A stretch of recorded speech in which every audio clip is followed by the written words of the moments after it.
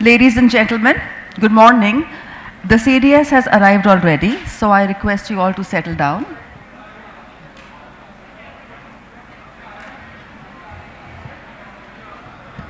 Kindly settle down, everyone.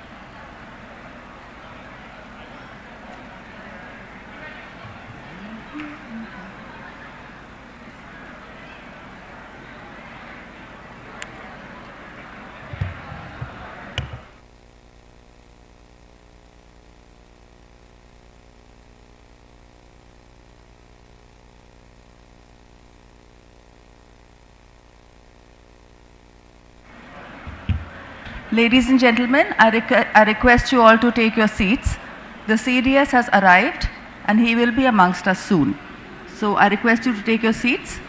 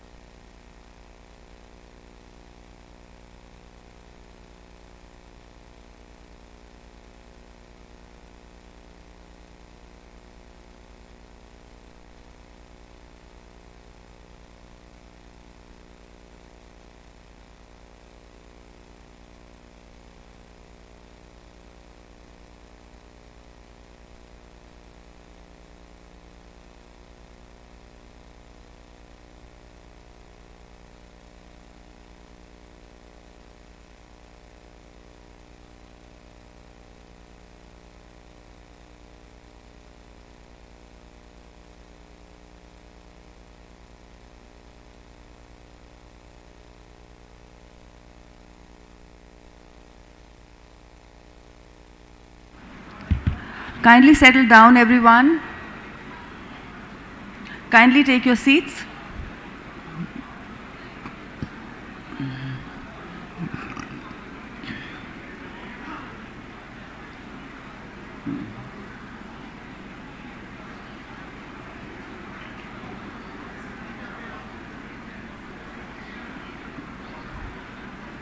Ladies and gentlemen, General Anil Chauhan, Chief Defence Chief of Defence Staff of India is amongst us. So I request you all to kindly settle down. Please take your seats, ladies and gentlemen.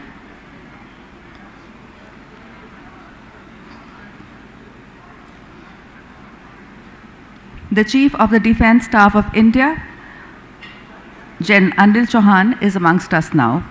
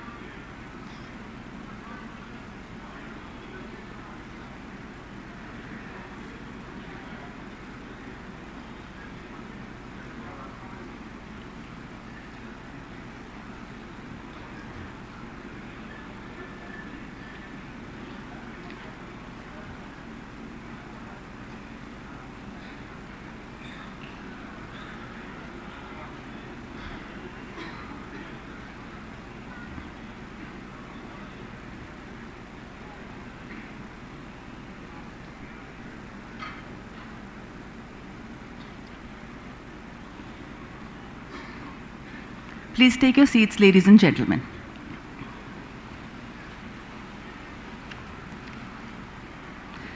So, ladies and gentlemen, esteemed officers, brave soldiers, young cadets, distinguished guests, and dignitaries, good morning. It is my distinct honor and privilege to welcome you all to the final day of the 9th edition of the Military Literature Festival, a celebration of valor, history, and intellectual discourse. On behalf of the Military Literature Festival Association, I extend a warm welcome to General Anil Chauhan, the Chief of Defence Staff of India. To introduce General Chauhan, General Anil Chauhan, PVSM, UYSM, AVSM, SM, VSM, currently serves as India's Chief of Defence Staff, CDS, bringing with him over 44 years of exemplary service in the Indian Army. An alumnus of the National Defence Academy, he was commissioned into the 11th Gorkha Rifles in 1981. He has held several key operational and strategic appointments, including Director General of Military Operations and General Officer Commanding-in-Chief of the Eastern Command. Appointed as the second CDS of India in September 2022, General Chauhan holds a unique triple-hatted role: Chairman of the Chiefs of Staff Committee, Secretary of the Department of Military Affairs, and Principal Military Advisor to the Honorable Raksha Mantri. His leadership is defined by a forward-looking vision focused on integration, modernization, and jointness across the armed forces. Under his stewardship, over 200 integration initiatives have been launched to transform the Indian military into a future-ready, cohesive force. He has introduced pioneering concepts such as the Future Warfare Course, the Ran Samvad Seminar, which is a dialogue among war practitioners, and the IOTE framework. His tenure has also seen the publication of multiple joint doctrines and strategic documents that lay the foundation for integrated theatre commands. As Secretary DMA, he has driven reforms in operational structures, capability development, and HR policies, securing key approvals from the MOD and CCS. A strong advocate of Atmanirbharta in defense, he has also played a vital role in enhancing India's defense diplomacy, especially in the Indo-Pacific region. A prolific author, General Chauhan has written extensively on strategic and military subjects, including Aftermath of a Nuclear Attack, Military Geography of Northern Borders, and the Ready, Relevant, and Resurgent series. I now invite Lieutenant General T.S. Shergill, Chairman of the Military Literature Festival Association, to kindly come up on the stage and deliver the opening remarks.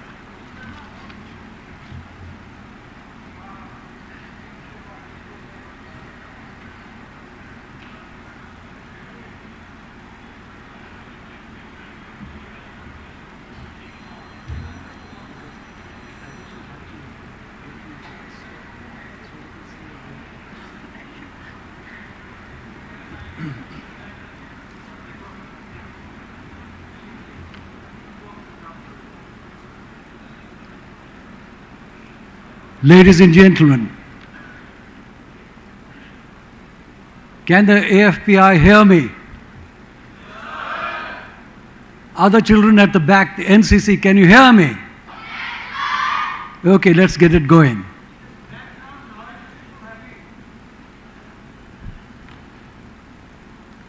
It's okay.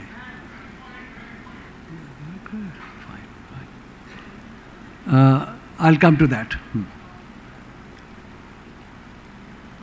Ladies and gentlemen, officers, and the wonderful children who have come here to honor the Chief of Defence Staff, who sits at the very pinnacle of our great armed forces of the nation. I bid you welcome, sir. The General has been through life as a complete soldier. And he came into a regiment that after the First World War was disbanded because, like many others, amalgamations took place in 1923 after the First World War. And later, on the 1st of January 1948, it was re-raised in fire. It was just 2 months and a few days after Kashmir, Jammu and Kashmir had been invaded by what was termed then as Razakars and the Pathan, Pakhtun tribes, etc. Of course, that was a cover story. Since then, I think the General must be very, very proud. The regiment has a Paramveer Chakra and many other awards, and he has added to them in great measure.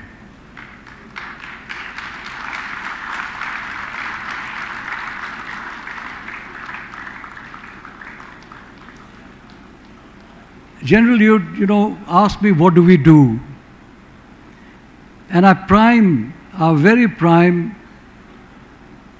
duty is to educate the youth of the Tri-City and indeed India about the defense services. And when we talk about military history, because that's what we are, military history literature festival, this includes anything to do with the military, painting, poetry. As you well know, the longest poem on battle is the Mahabharata, and it far eclipses Homer's Iliad in length, and I would dare say in content. Interestingly, in both of them, one of the central figures is a lady. And in another great opus, the Ramayana, again there's a lady.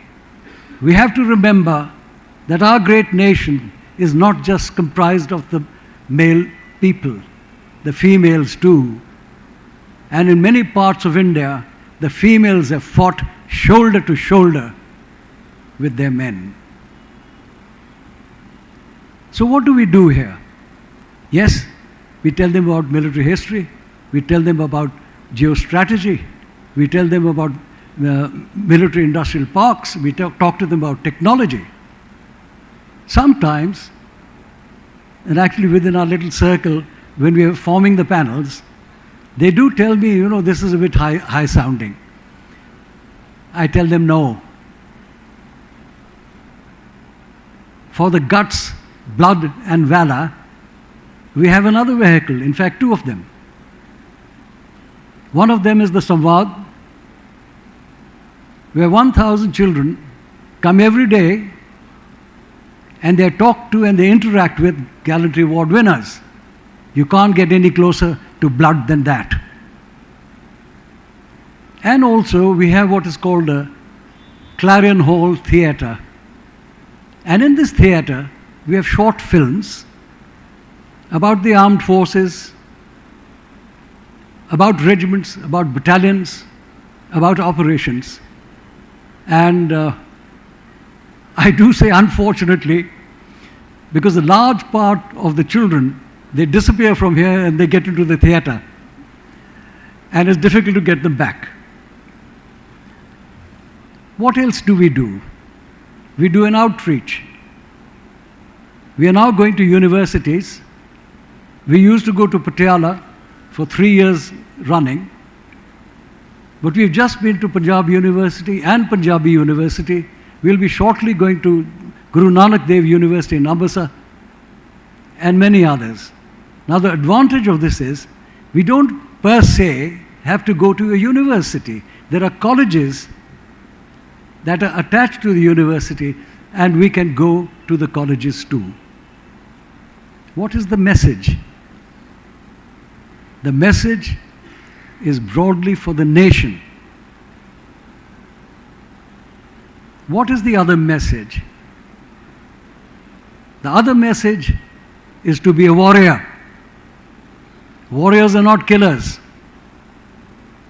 And that is the message. You can be a warrior wearing uniform in the armed forces. You can be a warrior as a doctor. You can be a warrior as a teacher. You can be a warrior in the civil services. But the journey is long, hard and tough. And it's a journey as a warrior without end. When you take off your uniform, you don't stop being a warrior. You remain a warrior. And I can tell you, that's difficult. But you have to go on. The journey itself is your reward. This is the 9th edition of the Military Literature Festival. And so what did we do in this? Of course, the normal things were, we had the Samvad, we had the Clarion Call Theatre, and the children loved to see horses, so there was a bit of display of horses. They simply loved the dog shows, and so there was dogs too. There's a food court, there's an art exhibition, there's a philately exhibition, there's an exhibition of the Lahore Darbar, all kinds of paintings and prints for them to see. And so all in all, as somebody told me, a very senior person, he'd come here for a panel discussion. And he said, I'll just break into Punjabi and you'll have Jagbir explain it to them. He said, General Saab, ਤੁਹਾਡਾ ਸਿਰਫ panel discussions ਵੱਡੀਆਂ ਗੱਲਾਂ ਕਰਨ ਦਾ ਨਹੀਂ ਹੈਗਾ, ਇਹ ਮੇਲਾ ਵੀ ਹੈਗਾ. So it's also a fair, for the young people to come here and be happy,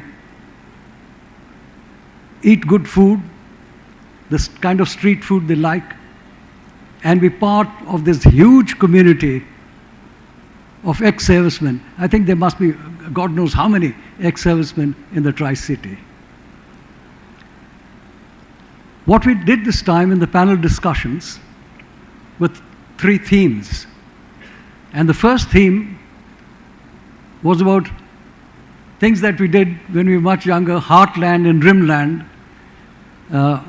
theories that were of about 100 and 120 years old, that have suddenly come to life in our neighborhood.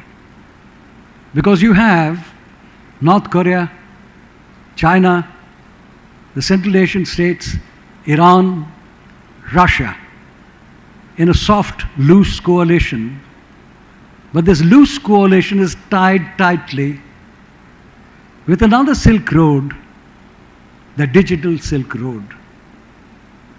They are digitally integrated. They are all together.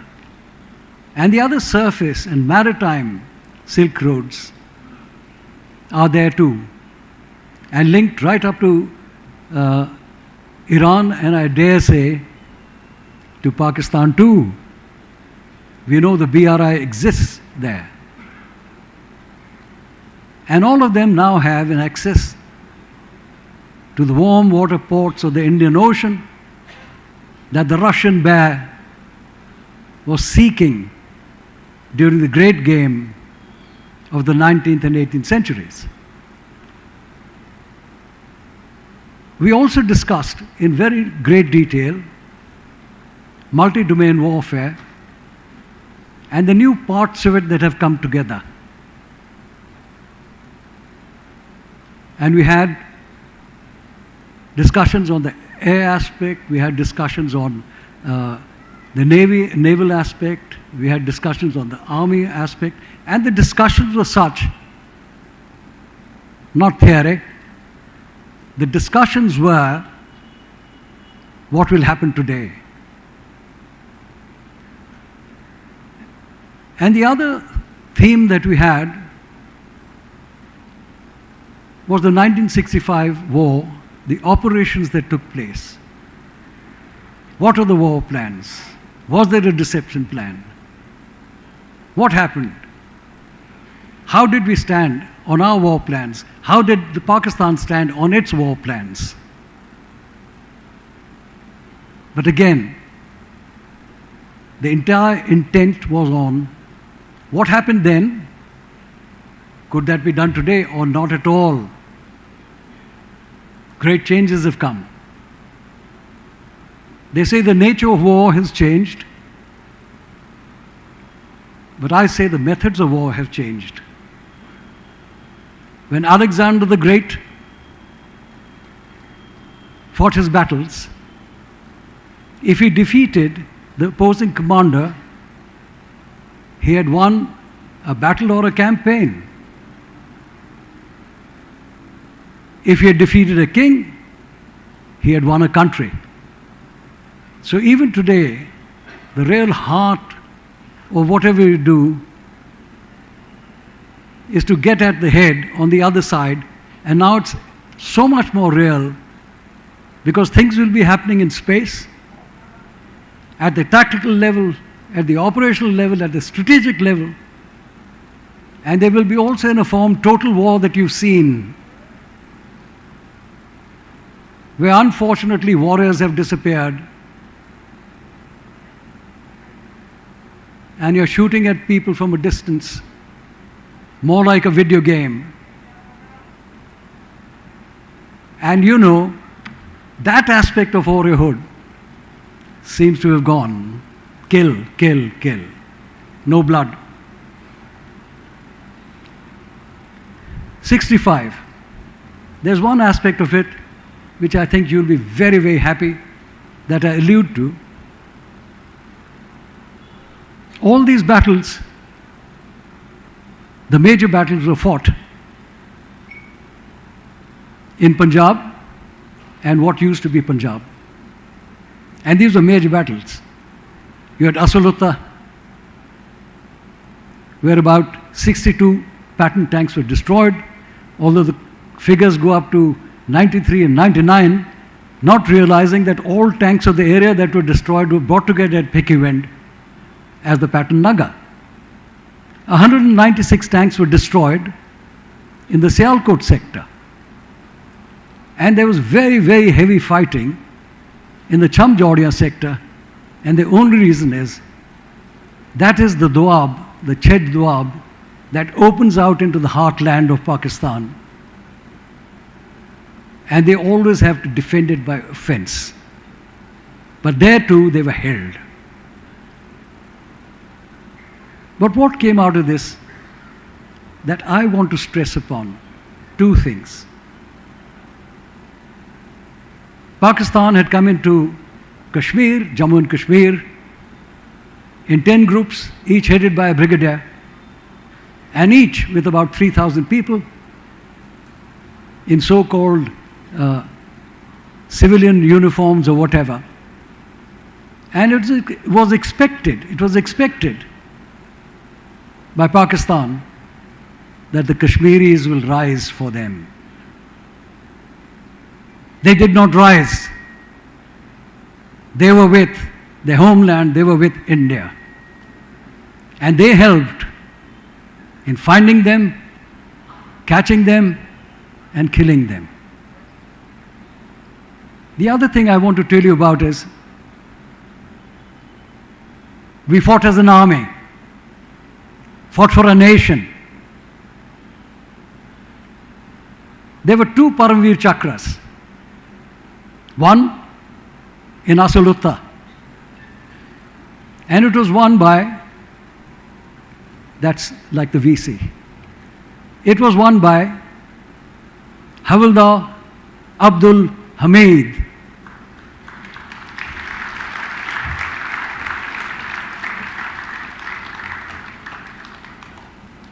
And he was from 4 Grenadiers.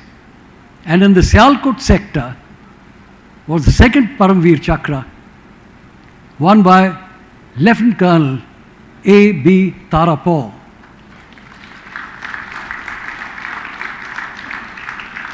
So you had a Muslim Havildar and a Zoroastrian Lieutenant Colonel who won these 2 awards. This is our country, united as one, and it's especially the Armed Forces of India.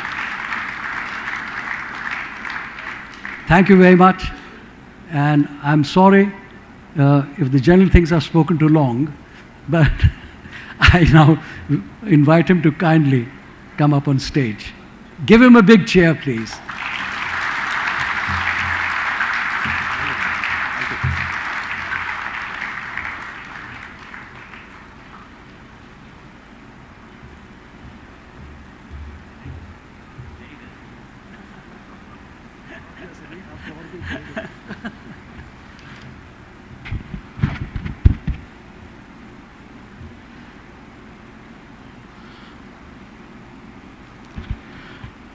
General T.S. Shergill, serving officers, veterans, NCC cadets, students of various schools, ladies and gentlemen, people from the media, people from the academia, a very good morning to all of you. And let me begin by saying that it gives me great pleasure to be here at this Chandigarh Literary Festival. I've been asked to speak on Heartland and Rimland Pass in multi-domain warfare and India's strategic centrality in the emerging world order, partly alluded to by General Shergill in his opening remarks. I found this to be a very, very interesting kind of a topic because it combines the geographical location of a state in the context of its strategic importance and then extends it towards modern warfare. The subject is not only academic in nature, but also highly relevant, considering that geopolitical events which are unfolding in front of us and the technological transformation the world is seeing. The subject actually, if you have a look, is largely geographic, although the Chandigarh Lit Festival focuses only on history, sir. And let me say that it's a saying, sir, please don't mind, that people who don't understand the geography will find them condemned by history, sir. Geography has shaped human evolution and military planning since antiquity. An ancient Greek scholar, Herodotus, had said that all history must be treated geographically and all geography must be treated historically. There's a close connect between the two. We also know that what is present today, including this particular seminar, is likely to be history tomorrow. So in fact, what we are doing is every day creating a future history. So the classical doctrines of Mackendor's Heartland, Chanakya's Mandala, and the geographical realities expressed in the doctrine of Mahan have sculpted destinies and defined the reaches of empires. Even in the present era, Tim Marshall, in its famous book, Prisoners of Geography, said that the world map is not simply a canvas of borders, but a cartography of ambition and then constraints. For over a century, the struggle for global power has been, in essence, a struggle for control of geography. the seas, the continents, the skies. And if you look at today's context, it extends towards space, cyberspace, and cognitive domain. The location of nation states and its physical geography determines the ability to project power and exercise strategic options beyond its size. Look at two small nations, Djibouti at one end and Singapore. Both lie at Bab el Mandab and Strait of Malacca, which are not only strategically important but also important for trade. Similarly, have a look at our nearest maritime neighbor, that's Indonesia. The number of straits which connect the Pacific and the Indian Ocean, that is Sunda, Lombok, Malacca, and Ombiwatar, all pass through there. So not only Indonesia can exercise influence over trade which passes through these important straits, but also in case of conflict, it should be able to control overseas and undersea traffic passing these waters. Coming to some specifics of heartland and hinterland theories, geopolitical dominance, I believe, can be exercised through control over continental landmass or through maritime space. Alfred Mahan's seminal work on influence of sea power upon history, the heartland theory of Mackinder, and Spikeman's rimland theory, they all have to be seen in the context of the time when they were actually written. The first one actually was Alfred Mahan's.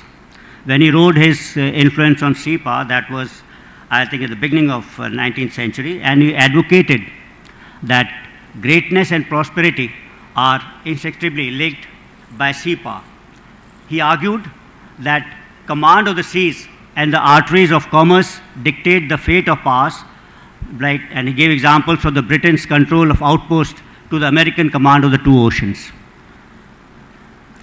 This was followed by, we all know, the Mackinder's heartland theory, and he suggested that the control of Eurasian core, which stretched from Volga at one end to Yangtze or to the other, Himalayan mountains to the Arctic, anyone who controlled that particular space would control the world.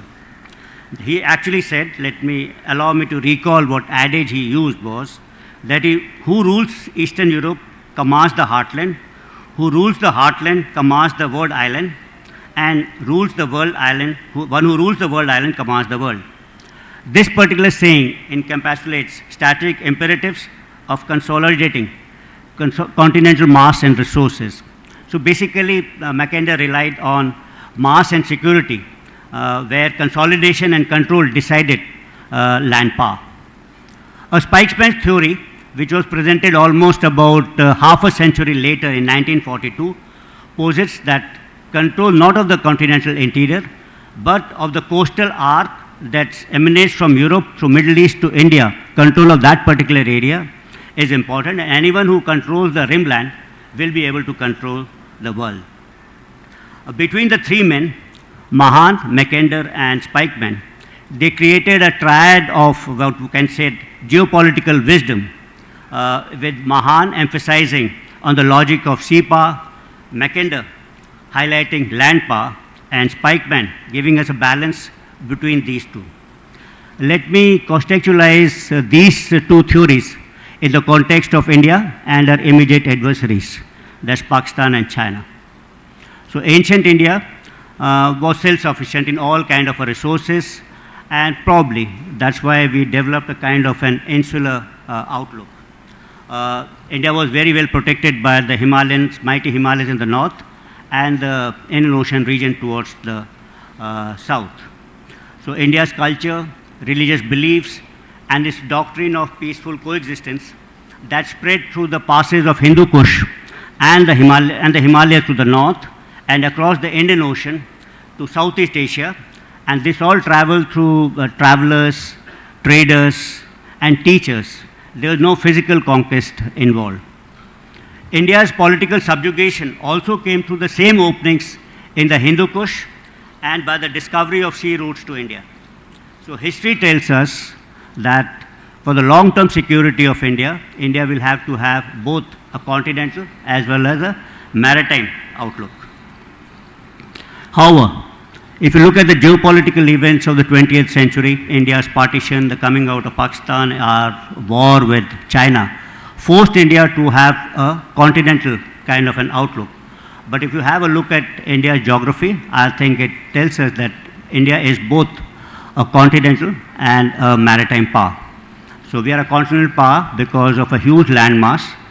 We are a continental power because a large amount of our population resides in the heartland. We are connected to the Asian landmass physically. We are a kind of a maritime power because of a peninsular shape jutting out into the Indian Ocean region. We have 2 island territories on the flanks, which provides us a huge amount of depth and security to the mainland.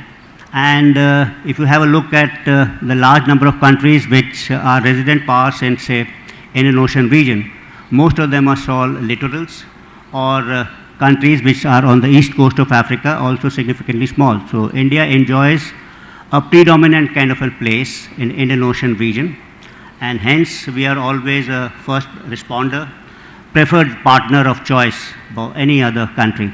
So herein lies the importance of India, being both maritime as well as a continental power.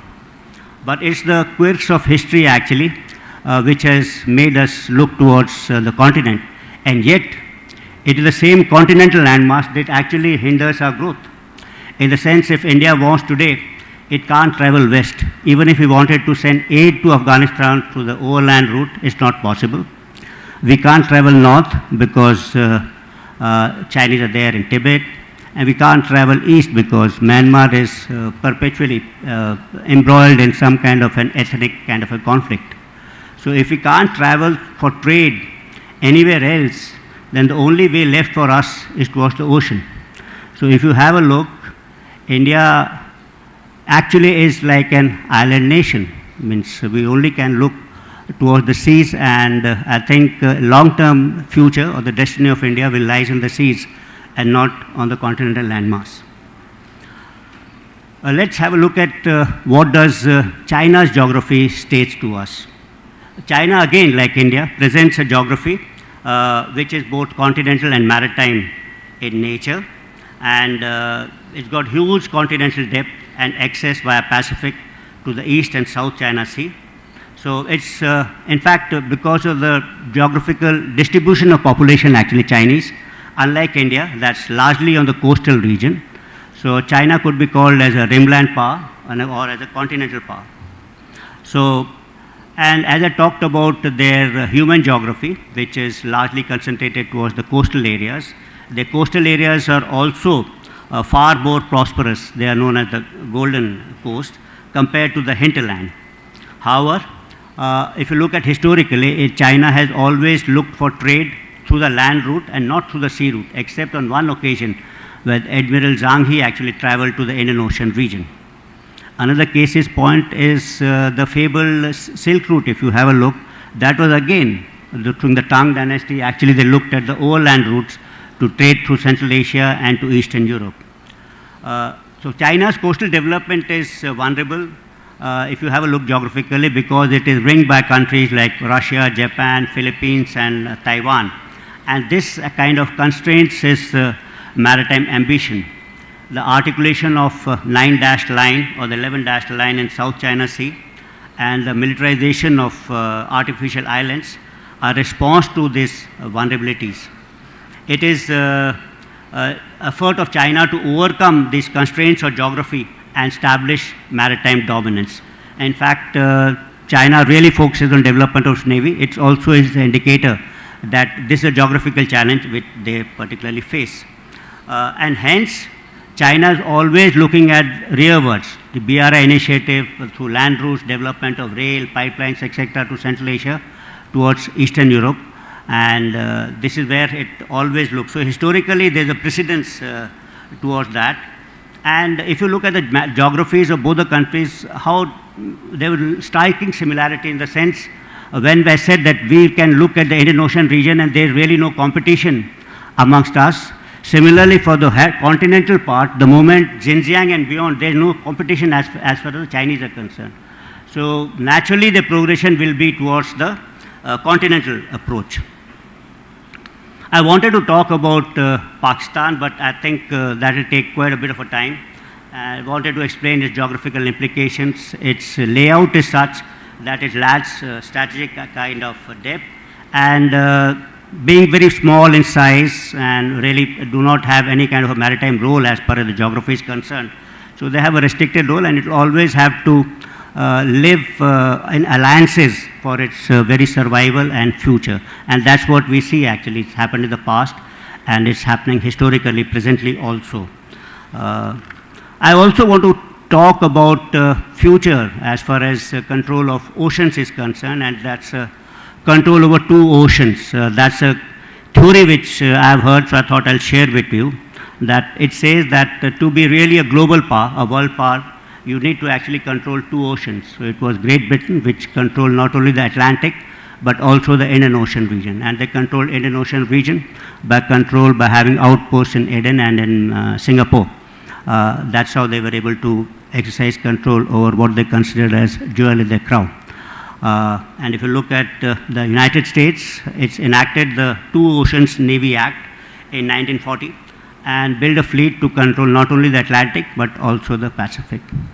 Chinese, as I said, they're constrained by their maritime geography, and they really have to break out of those islands which surround them. And that's a problem.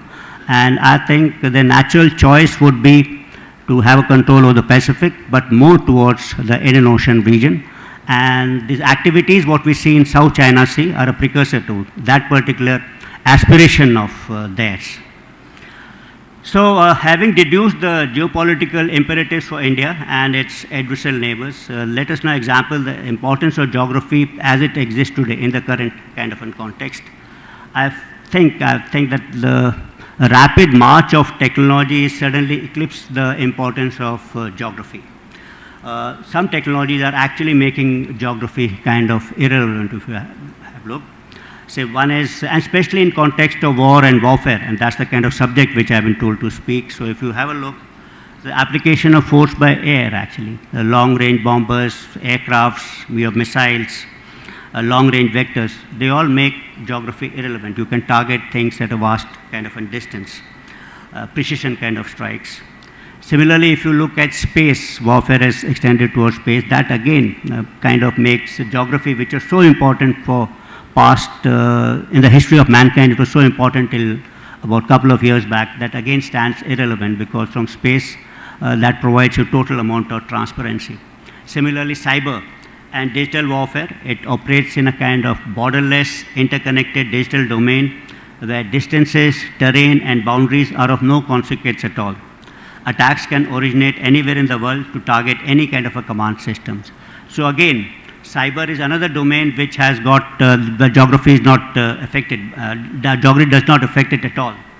Similarly, cognitive warfare, cognitive operations target the human mind and transcend geography by occupying not ground but perceptions. They influence beliefs, erode morale, incite unrest, manipulate leadership and affect decisions.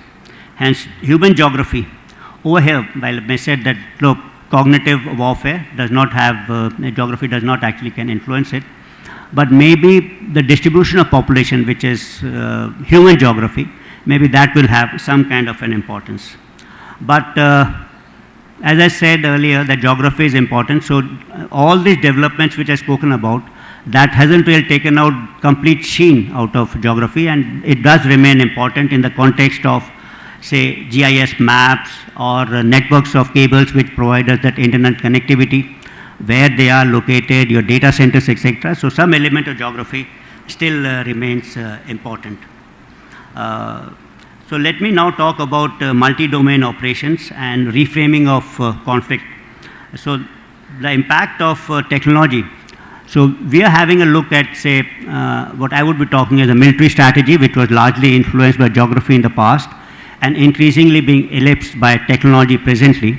But the major impact of this technological developments, if I were to summarize, is three. One is, I can say, as death of distance. Second is demise of surprise. And third is disappearance of offensive maneuver. Because advent of this or emergence of this long-range aircraft, air-to-air refueling, long-range precision weapons, etc., and of late, you've seen the Russians fire this Burevestnik missile, which is a nuclear powered, or the Poseidon torpedoes, which are nuclear powered, and means hypothetically they can actually go without continuously for a very, very long time. And they have a kind of a global reach. So distances don't matter in today's warfare, which was an important element in, say, right up to 65 war, which you mentioned, sir. Similarly, surprise is no longer an element because you can see everything today. So, which was an important battle-winning factor. Today, probably deception may be more important than surprise. So, whatever is visible, if you can deceive that, that becomes important. And third thing is disappearance of this offensive maneuver, because today anything that moves is visible, it can be tracked. If it is tracked, you can actually hit that. So, that is again a challenge. I am not saying that the basic principles of war, in which you say offensive action, that remains. But offensive maneuver out of it, that particular part is becoming more and more questionable. So against this backdrop, the nature of war and warfare itself is changing. Multi-domain operations, integrated deployment of military capabilities across land, sea, air, space, cyber, and cognitive domains. They have actually expanded the aperture of strategy. Future battlefields are not going to be recognized by service boundaries. Integration, rapid decision making, and seamless exploitation of information are now keys to victory. India's joint doctrine for multi-domain operation recognizes that no domain can be siloed and no service can operate in isolation. Glimpses of what lies in the future actually was visible to a large extent during Operation Sindoor. And classically, these operations were entirely different from kind of wars which we fought, which Jalmau Shergill mentioned about the 65 war. So they were in fact, obviously that blood, guts and glory, that kind of a factor was missing in these kind of operations. So they were multi-domain, they were integrated, they were a combination of kinetic as well as non-kinetic missions executed in a digitized kind of environment which was networked. And to some extent, in this particular operation, we also used artificial intelligence to understand future courses of action. So this particular war, this 4-day war, was entirely different kind of a war what we've been fought earlier, and it has set new benchmarks for conduct of war in future. India's operational success was predicated upon also indigenous technologies, integrated networks of diverse platforms. We have a plethora of platforms of indigenous as well as foreign countries. We're able to integrate all of them together. So we've seen how geography influences, strategy and how it's becoming irrelevant. And now technology is probably taking a front seat and geography taking a back seat in understanding of strategy. We've seen how multi-domain operations are slightly different from all kind of operations that we have fought in past. Now let's take this whole context in what's happening geopolitically and where does India stand.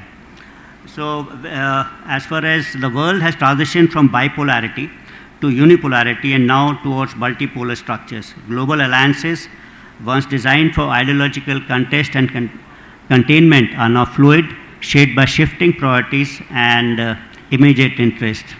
Again, I would like to quote Tim Marshall, who says that geography doesn't argue, it simply asserts, reminding us that geography remains a living driver even as technology and shifting alliances change its deterministic kind of hold.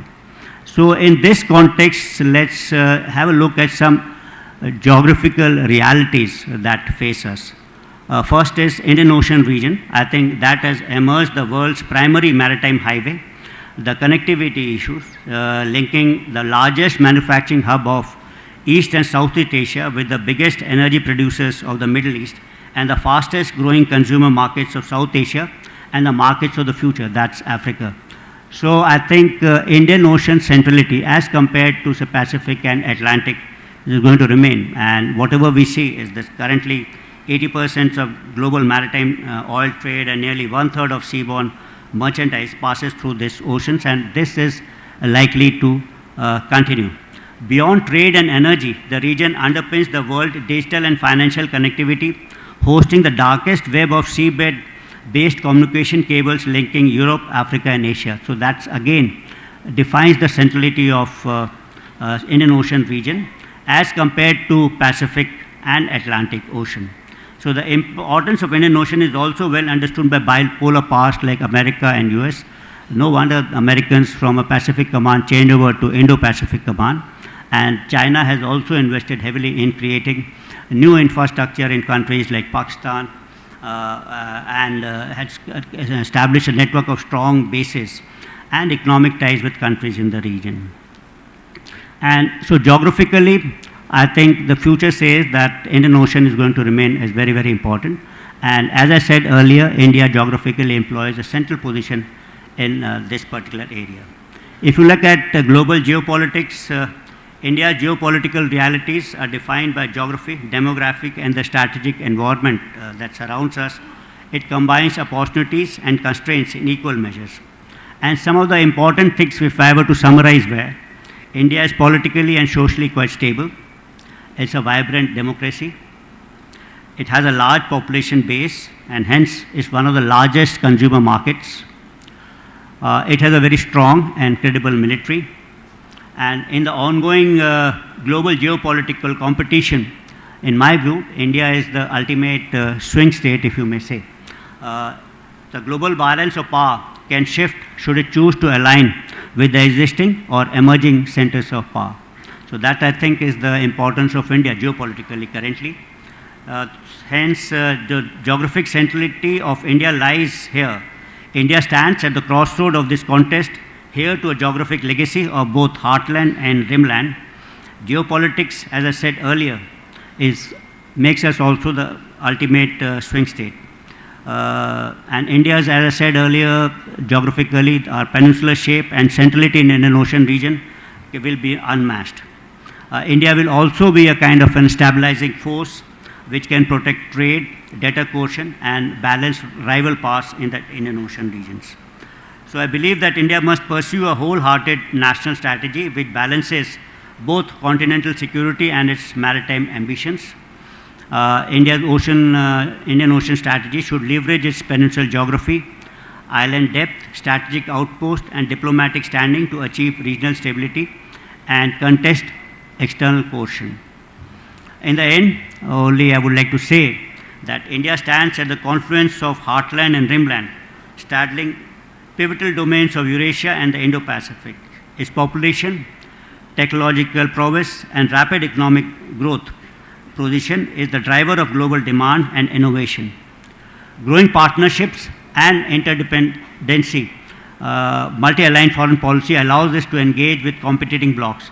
Hence, its tilt leverages technology to both exploit and overcome geography and projects its stabilizing power amid a multipolar world. So it depends on the imagination of a people as to how to leverage all this for India's future and growth. In the heartland and rimland and throughout the Indian Ocean, India's centrality is not just simply a matter of map, but is a lived reality, a strategic promise, and a beacon for global stability. Let's rededicate ourselves to this particular cause. That's all I had to say, ladies and gentlemen. Thanks for your patient hearing.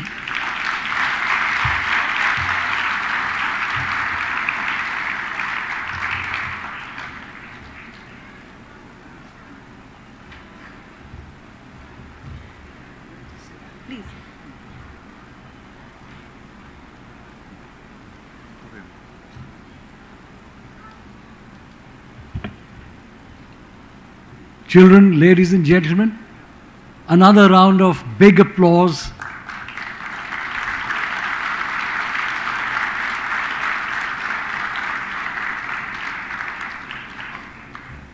What you perhaps do not know about the Chief of Defence Staff is that he's not only an action man, he thinks and writes, and is humble. The humble go much forward and are remembered. You will understand the meek inherit the world. He has written a number of books, and I'm glad he's done so, because all of us at one time or the other will leave for another world, but his thoughts will stay on. And I'm grateful to him for that, because unlike the proverbial Khansama, who has his recipes and takes them to his grave, it is not so in this case. Thank you so very much for having come here to this small festival that we have, and it's your generosity of deciding to come and visit us. Thank you, sir.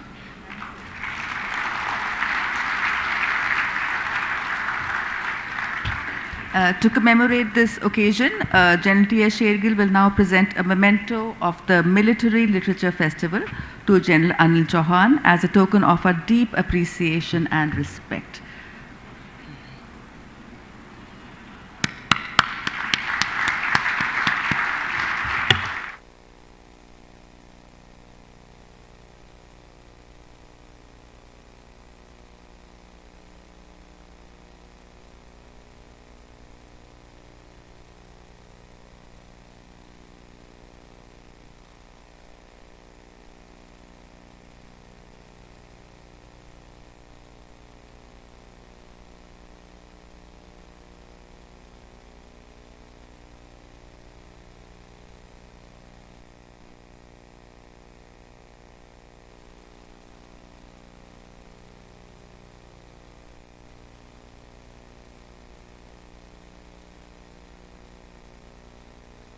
Thank you. No, that's it. Thank you very much. Thank you. Sorry, I stole your spot. Not at all. I'm very glad that you did. These are all volunteers, sir. They help us everywhere. Leave everything aside. You enjoyed very much,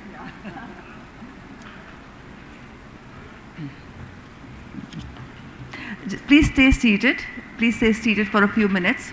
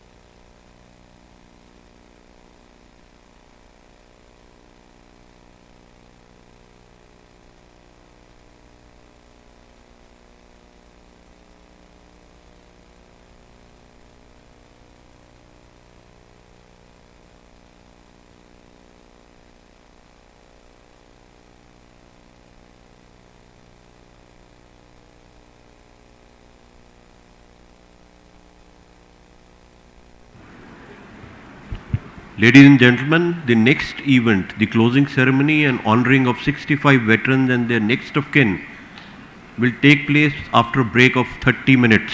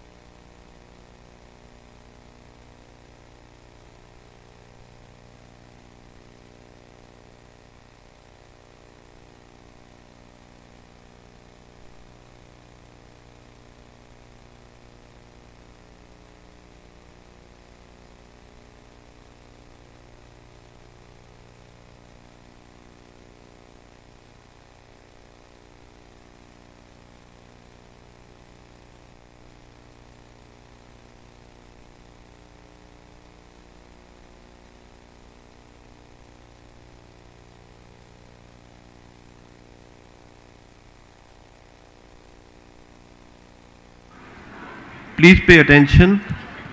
Kindly settle down again here at 11:45.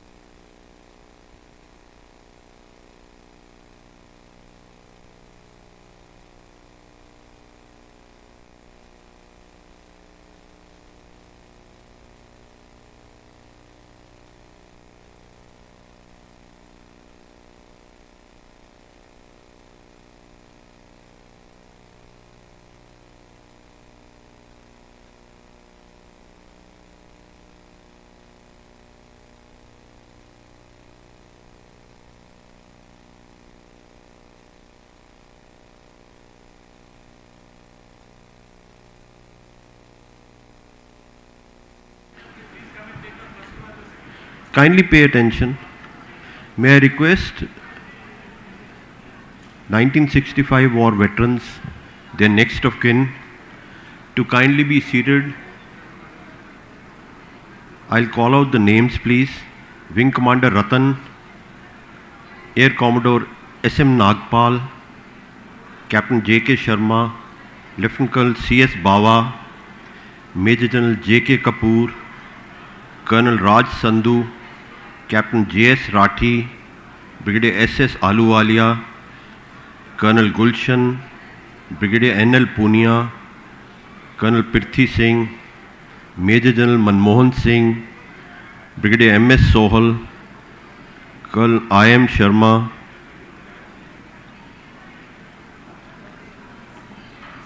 Gupta, he is a gunner, Colonel R.L. Sharma, Colonel Sanan, Colonel R.S. Chima, Brigadier G.S. Sandhu, Lieutenant General G.S. Sihota, Lieutenant Colonel H.I.S. Dhaliwal, Brigadier M.S. Dulat, Brigadier S.S. Clare, Brigadier S.S. Sohal, Colonel Ranbir Singh Kang, Colonel Y.K. Behel, Brigadier Satjeet Singh, Brigadier Harwant Singh, Brigadier H.S. Chahal, Colonel S.S. Kalia, Brigadier Bhargav, Brigadier J.S. Hundal, Colonel Sukhdev, Colonel H.P. Singh, Brigadier A.S. Bedi, Brigadier O.S. Guraya, Brigadier Avtar Singh, Brigadier J.S. Fulka, Lieutenant Colonel H.S. Sarao, Brigadier Keshav Chandra,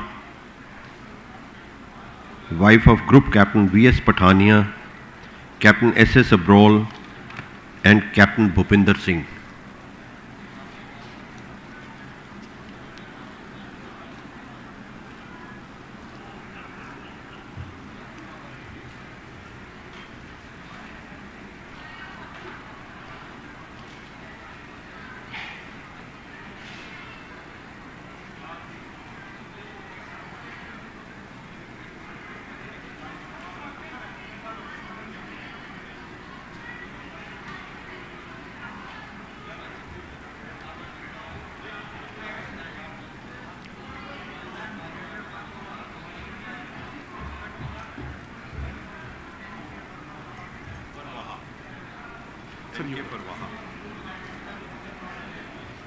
ये नाम है N.K. फरवाहा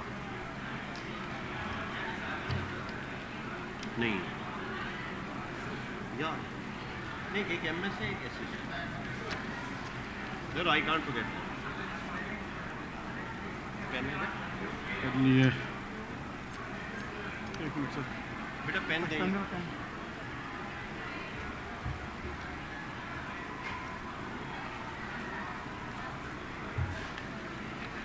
In addition to the names that I called out, it's Major General Salim Kalib, Lieutenant General Ratan Singh, daughter of Group Captain D.S. Manhas, Major General J.S. Kapoor, Colonel Satish Khanna, Lieutenant General Harwant Singh, Colonel Rampal, Major General Kulwant Singh, Commodore H.P.S. Shergill.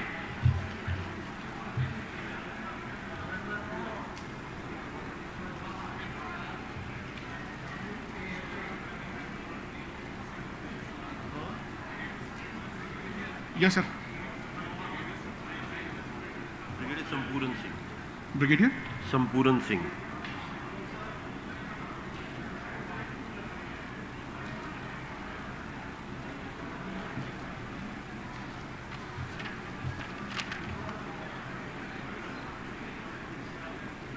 ठीक है ये तो हो गया ना पूरा हाँ जी बस यही है बस मेरे से हो गया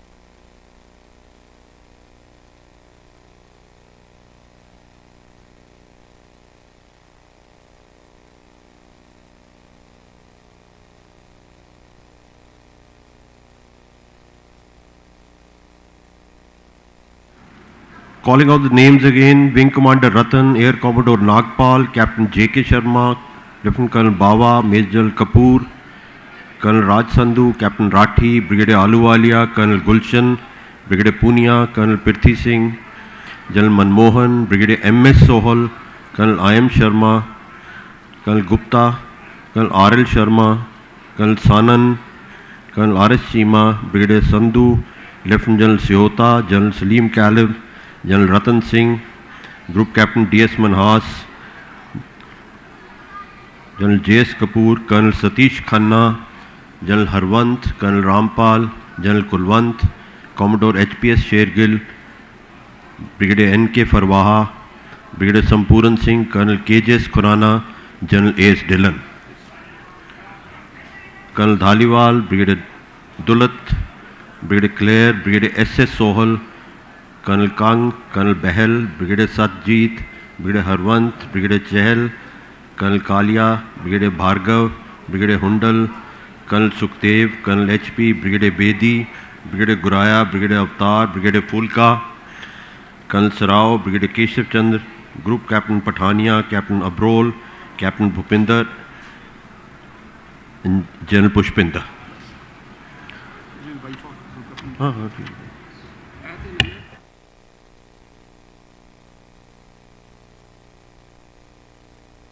It's yours? Check कर ले भी है ना ये.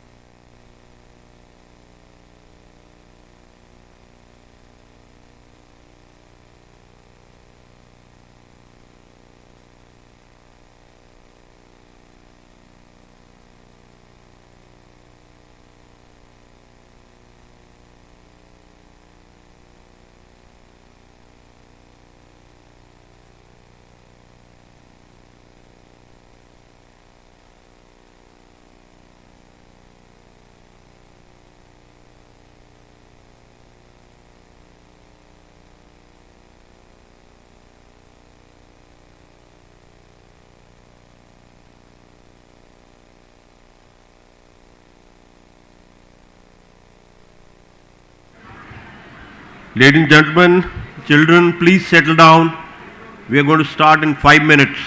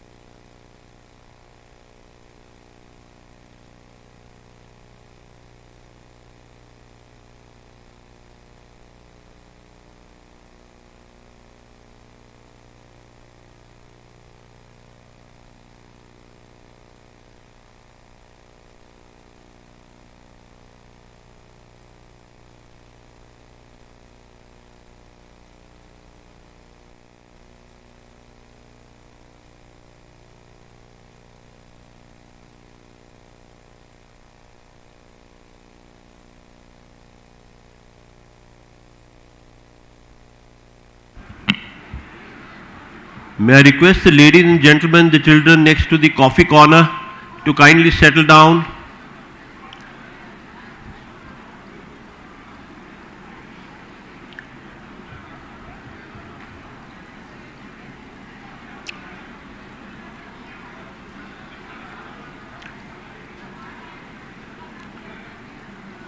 All standing next to the coffee corner to kindly come and sit down.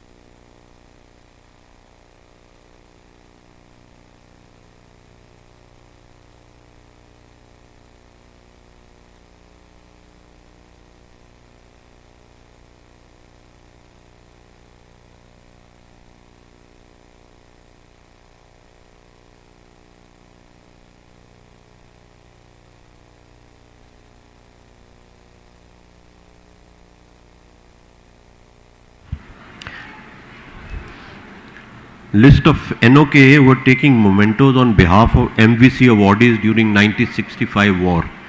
Brigadier San Singh, Major Bhupinder, Colonel MMS Bakshi, Naik Darshan Singh, Major General Caleb, Major General Rajinder Singh, Subedar Ajit, Major Baljit, Brigadier NS Sandhu, General Gurbaksh, Colonel Sangha, General Sibal, General Mohinder Singh, Colonel Sampuran Singh and Air Marshal P.P. Singh.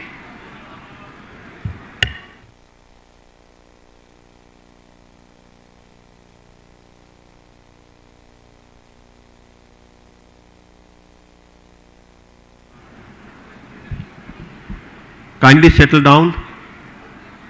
The chief guest is already seated.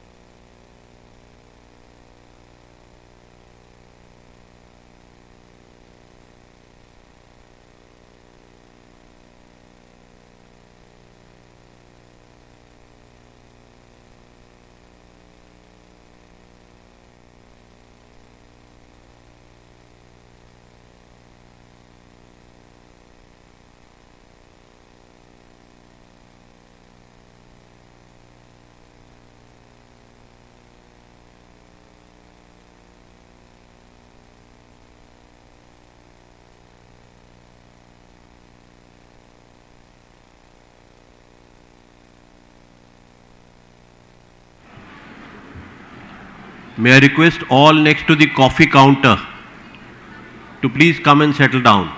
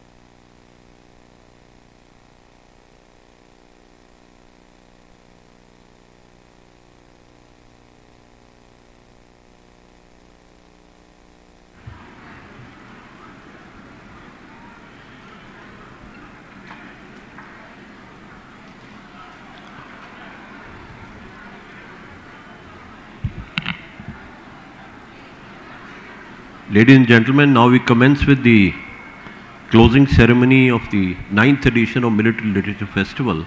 We have amidst us Lieutenant General Ajay Chand Puria, AVSM, VSM, GOC 11 Corps as the chief guest today. Before we commence the proceedings, kindly settle down for a short film on 1965 Indo-Pakistan War.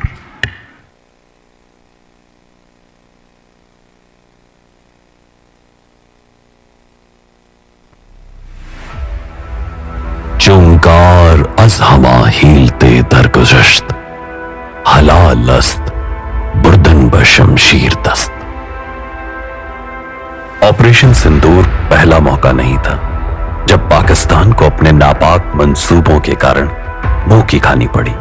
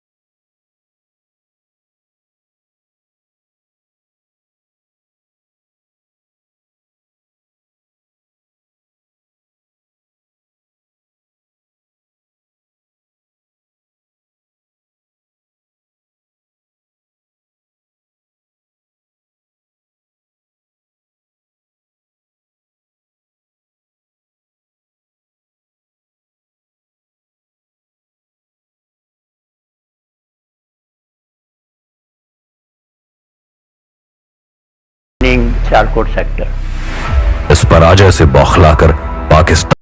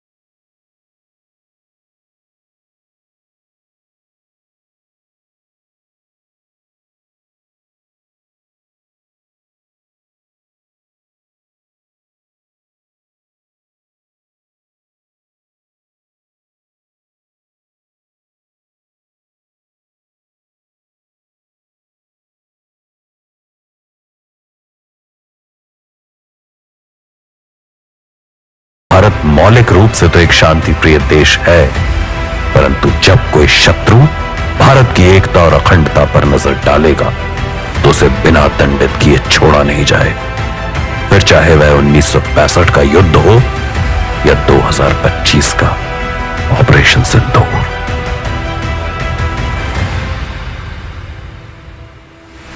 I salute all brave soldiers of Western Command and Indian Army who participated in 1965 war and won us laurels. In 1965 and also in Operation Sindoor, we did not seek war, but were fully prepared to respond to the provocations and defeat the enemy decisively.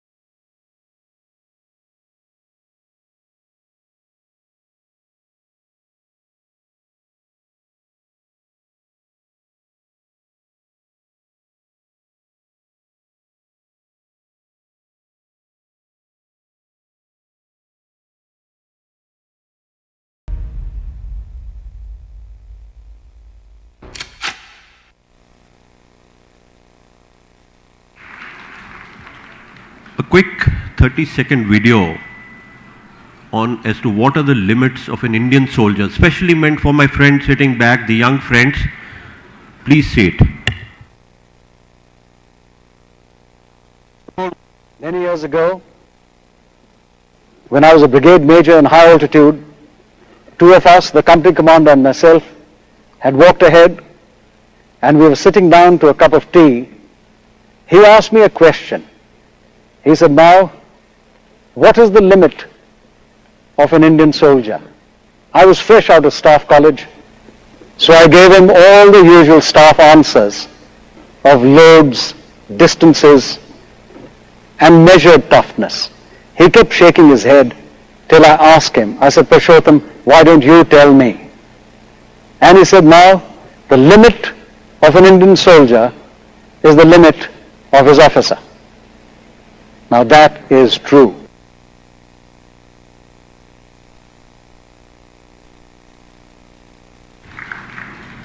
May I request the chairman to accompany the chief guest onto the stage, please.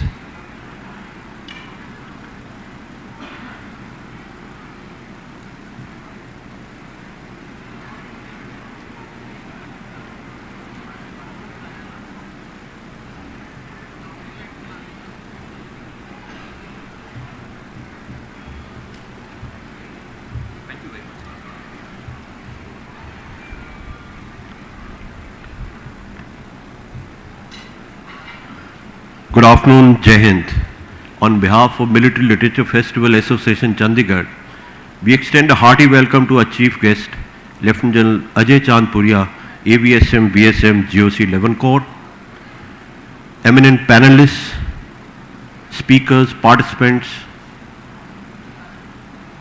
esteemed veterans and their next of kin of 1965 war, members of the media, young friends from schools and colleges across region. Military Literature Festival Chandigarh, the one and only of its kind in the country, is a joint venture of Punjab government, Chandigarh administration and Headquarter Western Command. The inaugural festival was held at this very location during 2017 and the 9th edition of MLF is now in its closing stages. General Shergill, Chairman MLF, will tell you more about this. General Shergill has commanded a division in J&K, a corps in Northeast and was later Commandant Indian Military Academy. Earlier, he served as a defense attaché in United States of America and was the Indian High Commissioner at London. On retirement, he was appointed Chairman Punjab Public Service Commission and later served as the Senior Advisor to the Chief Minister Punjab. Popularly, affectionately called Mao, he is the founder chairman of Military Literature Festival Association. General Shergill.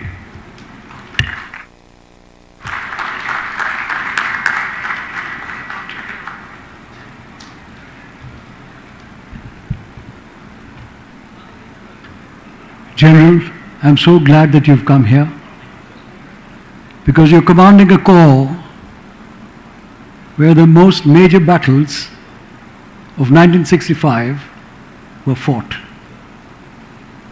Towards Lahore, towards Kasur, and also towards Dera Baba Nanak. It was all under 11 Corps.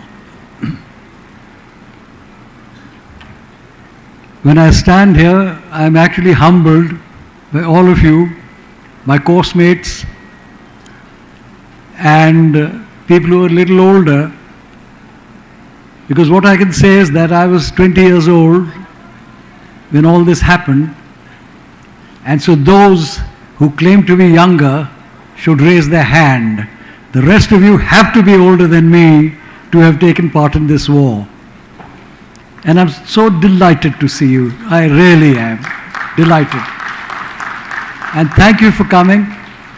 And some of you have come along with your spine, and that is your wife.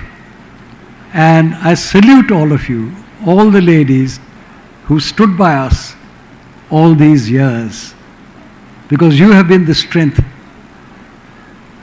behind us, with us. We have been doing our duty, but you have followed the drum and pushed us forward.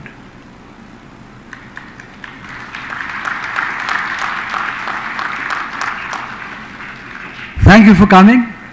And this war, as you well know, and I know some who were in my sector, Tom's there, and some of us were very young. I confess, there were times when we were very scared, but you had to get on with it. And it is a war where the senior commanders had all seen a different kind of war. On a great measure, in North Africa, from El Alamein to Tunis was 2,000 miles. From the tip of Italy to Rome was 920 miles. From Kohima to Rangoon was 1,200 miles. And of course, further down to Singapore was much, much more. So the war on a huge canvas and a long duration was what they had seen. So when the higher commanders did their planning, I do feel that they were thinking of a war that's going to carry on.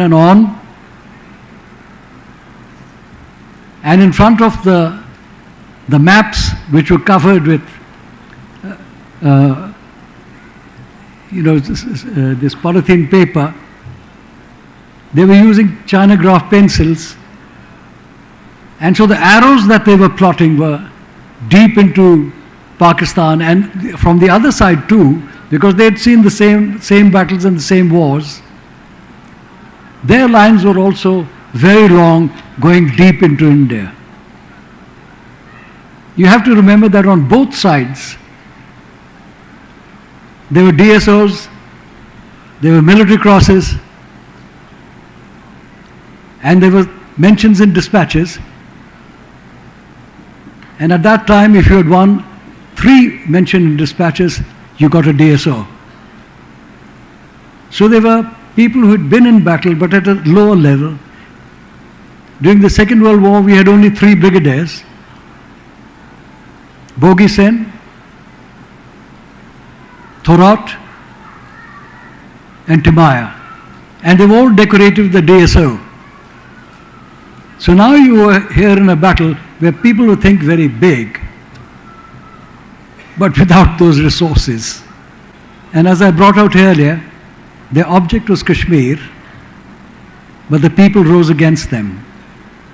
And for that, I will always salute the people of Kashmir.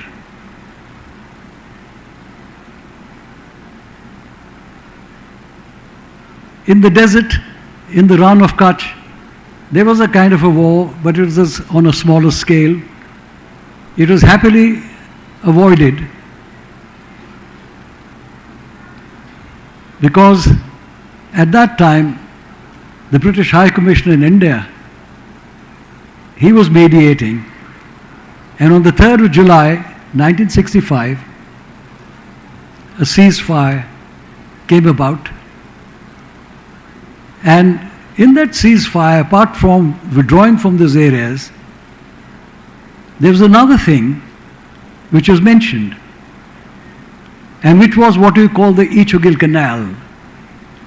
The Ichugil Canal, as you know, was built as a part of the Indus Water Treaty by common money of both India and Pakistan.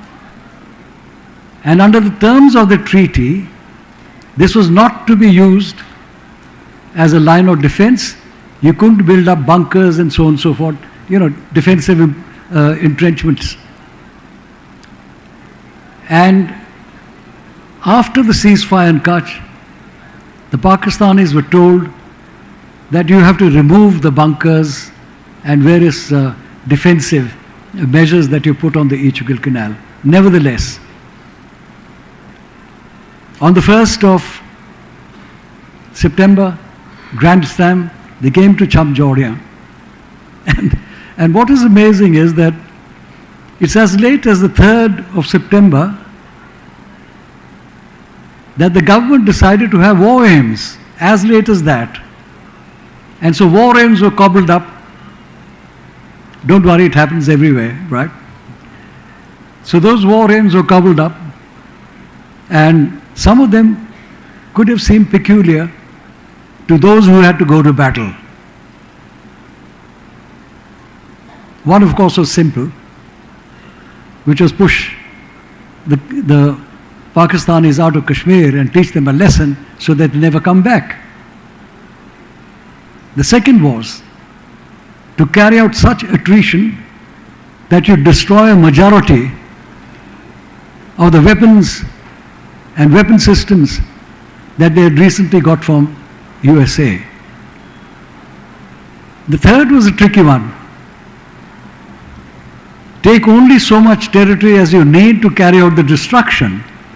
Now, how that measure was going to be got across by the commanders and the people on the ground, nobody thought of. And the fourth was something that you won't see today in the future. The Air Force was not allowed to bomb any population centers. And that is happening today. It'll happen tomorrow. So it was still a warrior's war. And there were friends across the border, people who had been in the same battalions, in the same regiments. I remember when we were in Asaluta, 4 Armored Brigade of the 1st Armored Division, moving on the Western Front. It was commanded by Brigadier Tony Lumb. As Captain Tony Lumb, he had been part of my regiment, the Deccan Horse, in the Burma operations. A spirit of warriorhood. We had to get the job done, and we did. You know, they would be asking you, because a number of people have come out with a saying that it was a stalemate. How do you judge a stalemate? Is it based upon the land you've occupied? A conquest? Is it based upon the amount of attrition you've caused? Or is it based upon something that is in front of you on paper, war aims? And what were the opposing war aims? To take Kashmir, that was one. And also, apart from taking Kashmir as it is, to thrust right up to Akhnur and then follow up to Jammu. At the operational level, it was to come through Kasur and get around Amritsar, taking the bridges at Hareke, taking the bridge at Beas. You all know that did not happen. As far as we were concerned, we stopped them. We carried out great attrition. In the pattern mugger that had been brought together at Bhikiwind, there were 97 A vehicles, that's tanks and in those days armored protected vehicles. In the Sialkot sector, there were 196 tanks that were shot. And that was a considerable amount. For example, in Khemkaran, 4 cavalry of Pakistan ceased to exist. And 6 lancers and 24 cavalry were whittled down. They were down to just about a squadron and a half each.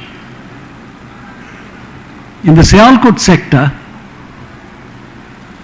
these are, old regiments, 10 Guides Cavalry, 11 PAVO, ceased to exist by 16th September. 25 cavalry that fought very valiantly during the war was reduced to 6 tanks. And so for us it was a big victory. But what is more important is in doing this, you do not lose too much. And in both sectors, that was so. And the curtain came down. Many of us, after some time, came home. Others did not. And they are the ones that we remember. I think each one of you, in your mind's eye, would still be able to see your soldiers as they were then. And sometimes you would think of them and imagine that they were still with you. And today we've got together, not in sadness, not in sorrow, but in joy, with a simple fact that we are still alive. We've been blessed. We've come into this age and we're still walking about. Although some of you have become armored and you've got your carriages, moving up and down. But here we are, after so many years, all together again. And each one of you, I salute you. Thank you for coming, and your wives.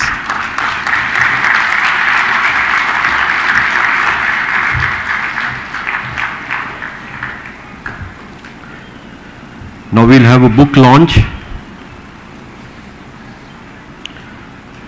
Book written by Lieutenant General Raj Sujlana, Peasants to Soldiers. May I request General Sujlana to kindly come up.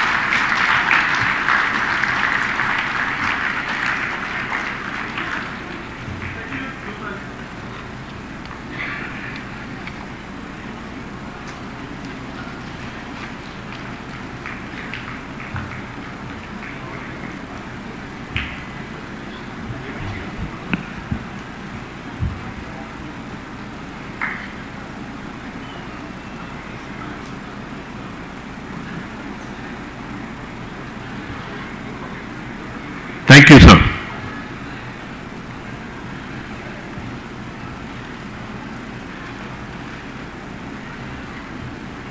Now we get on with the facilitation ceremony for 1965 war heroes. Their next of kin are here. And we'll start with the MVC awardees. May I request GOC 11 Corps to kindly move down.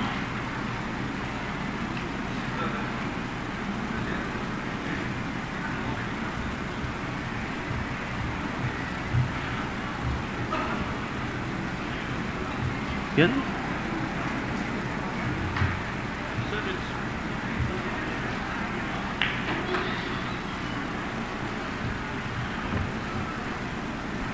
Now for the units and the next of kin of MVC awardees, the silver salver will be sent to their respective units. However, the shawls will be presented here by the chief guest. Brigadier Sant Singh, 5 Sikhalai, Major Pranav Tiwari is here.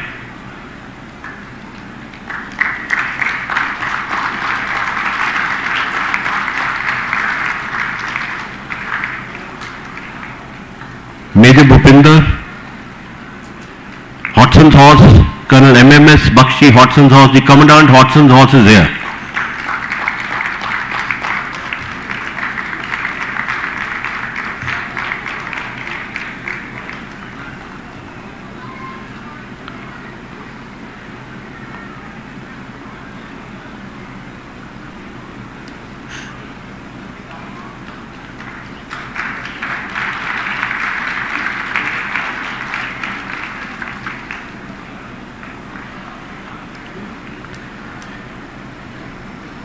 Naik Darshan Singh, 5 Sikhalai.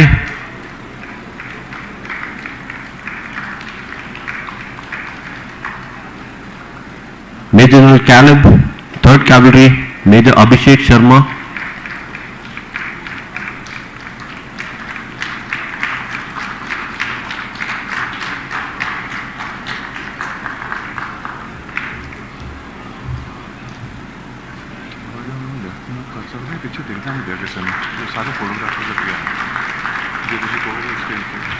Let them Major General Rajinder Singh Sparrow, 7th Cavalry, his son is the chairman MLFA. General T.S. Shergill.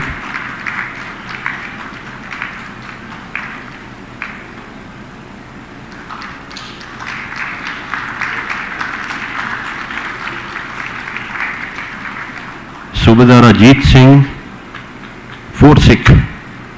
Major Bensett is here.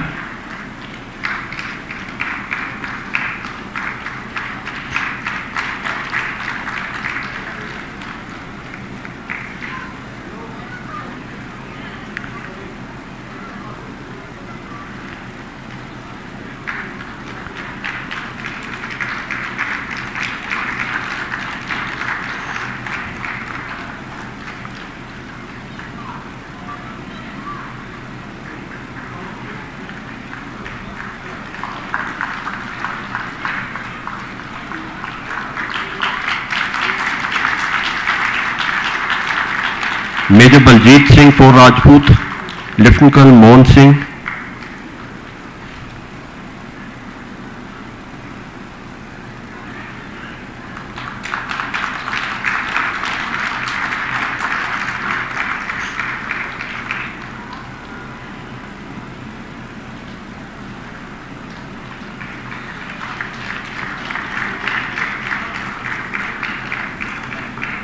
Brigadier N.S. Sandhu, 10 Dogra, Major Ravi Kant.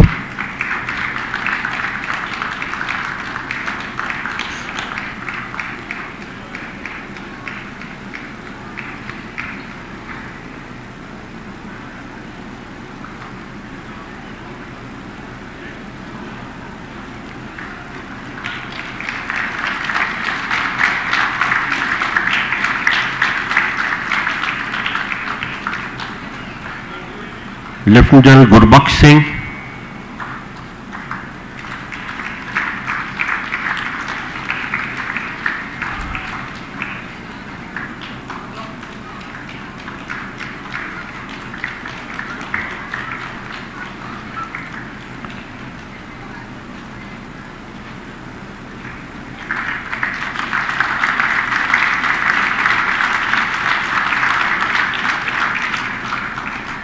Colonel J. Sangha from Tribune, the MBC battalion. There is a healthy presence of representatives of the unit here.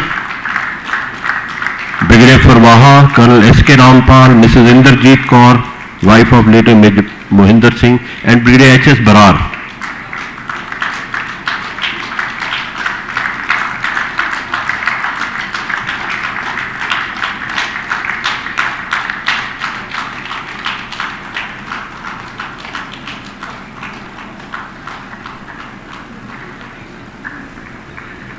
Major Gaurav and the SM of the battalion is here.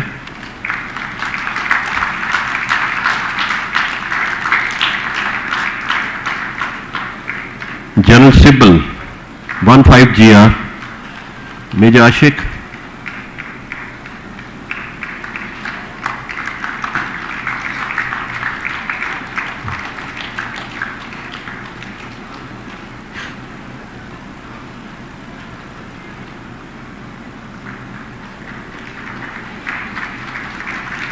General Mohinder Singh, 22 Medium Regiment.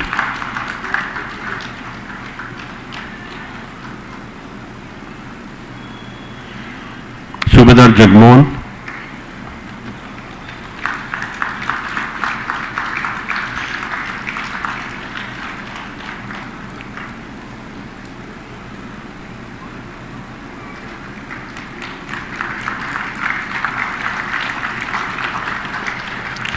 Brigadier Sampuran Singh, 19 Punjab.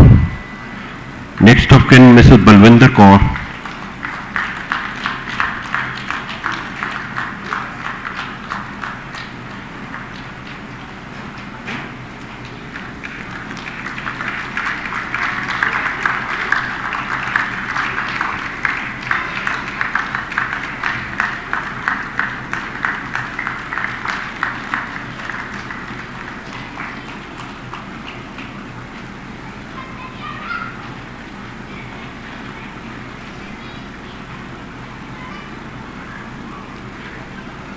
Air Marshal P.P. Singh.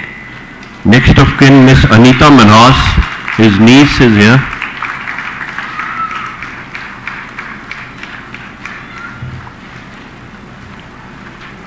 Okay, now we get on with the veterans and the next of kin of 1965 war. Wing Commander Ratan,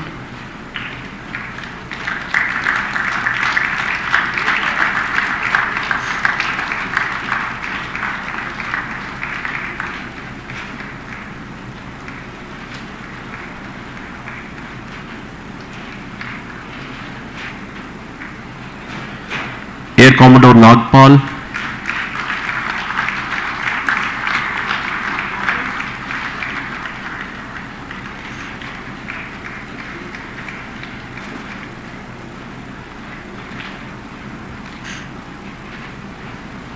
Air Commodore Nagpal,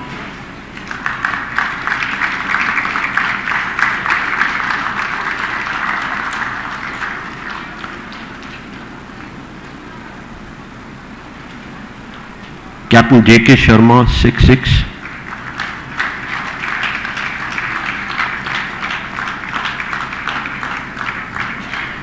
Lieutenant Colonel Bawa,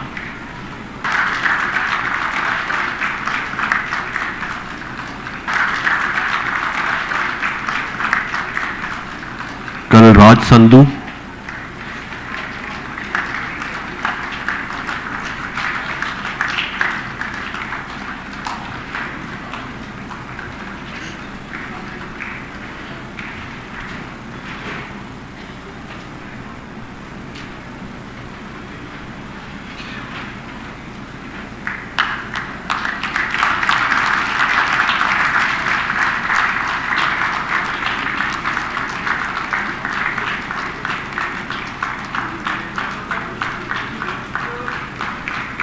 Captain R.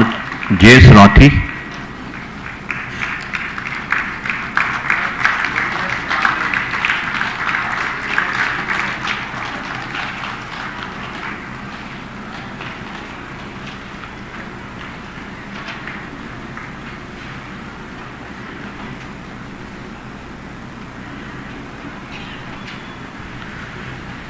Brigadier SS Ahluwalia,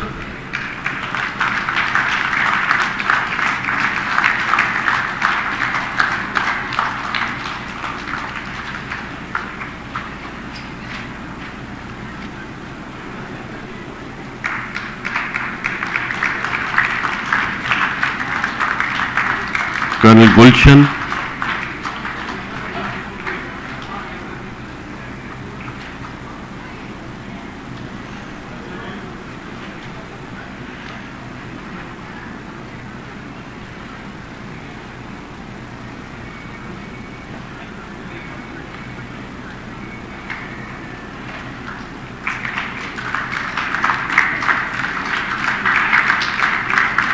Brigadier Punia,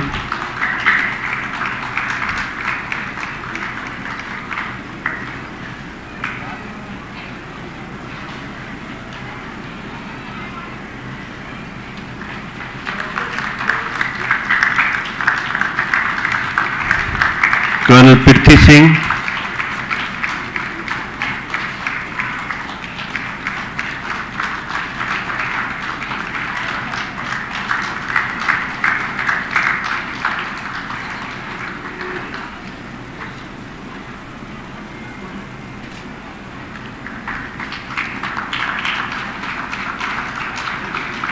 Major General Manmohan Singh,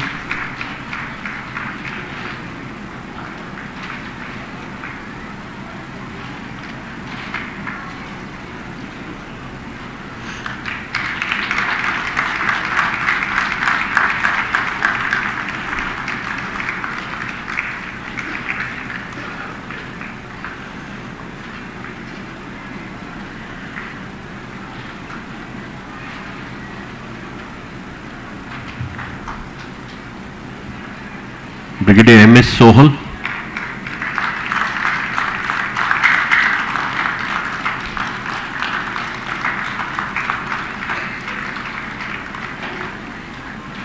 Colonel IM Sharma,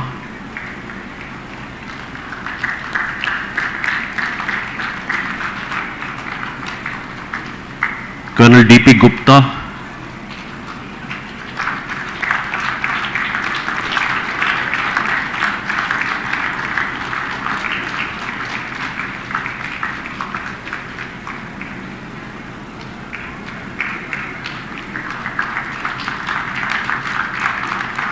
Colonel RL Sharma,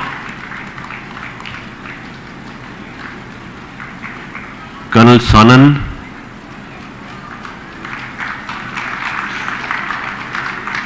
Colonel RS Chima, Brigadier GS Sandhu, Lieutenant General GS Sehota, Major General Salim Caleb, General Ratan Singh, Group Captain DS Minhas,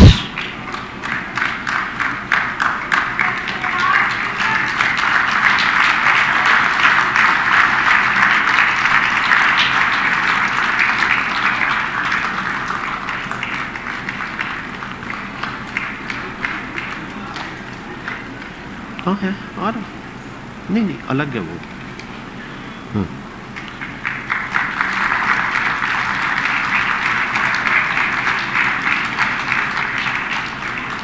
Major General JS Kapoor,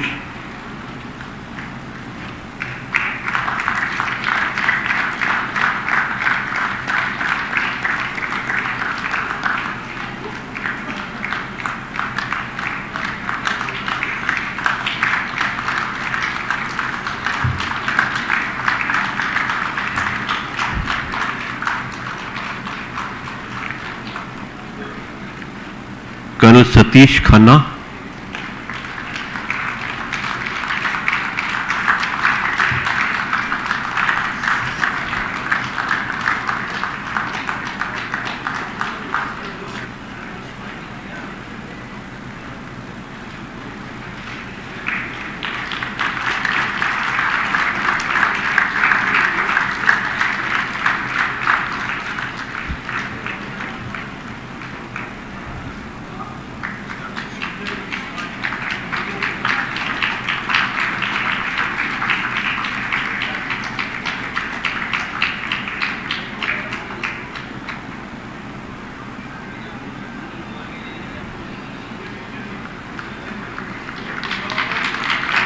General Harwant Singh,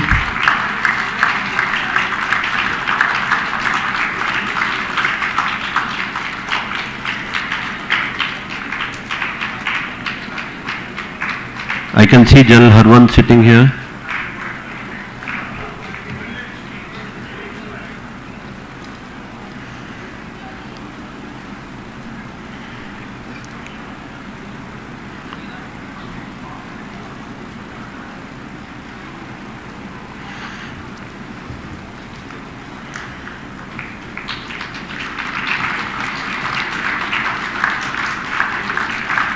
Colonel Rampal,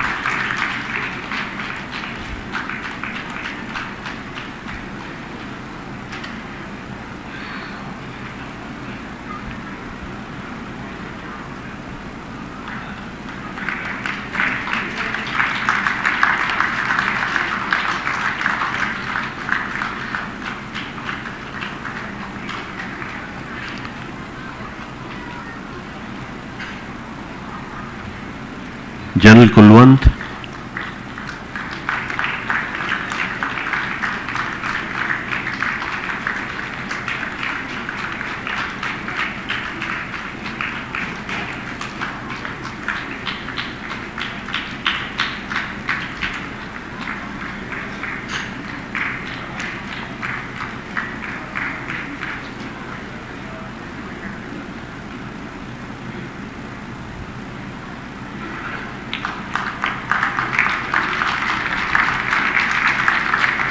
Commodore HPS Shergill,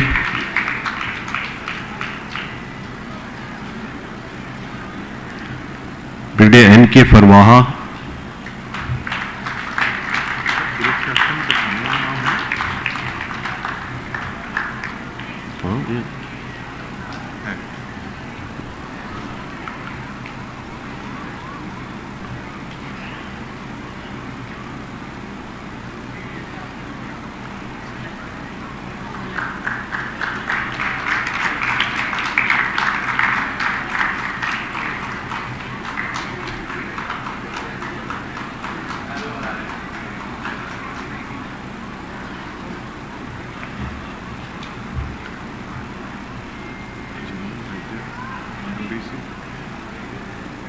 Brigadier Sam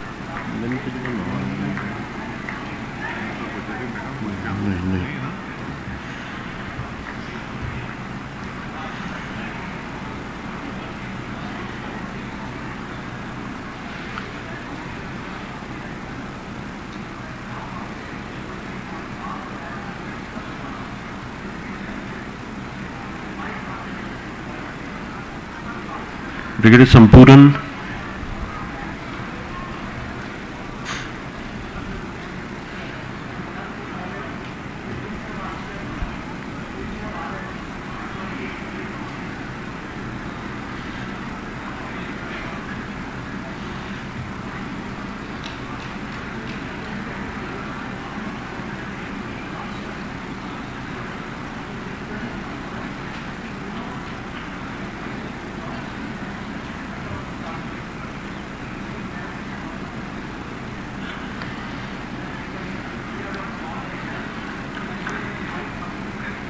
Brigadier Sampuran Singh,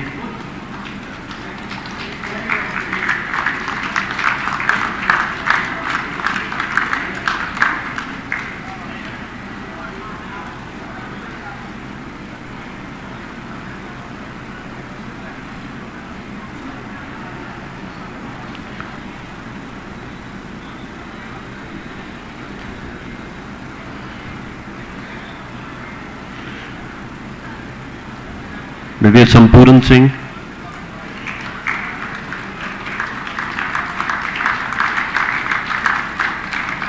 Colonel KJS Khurana,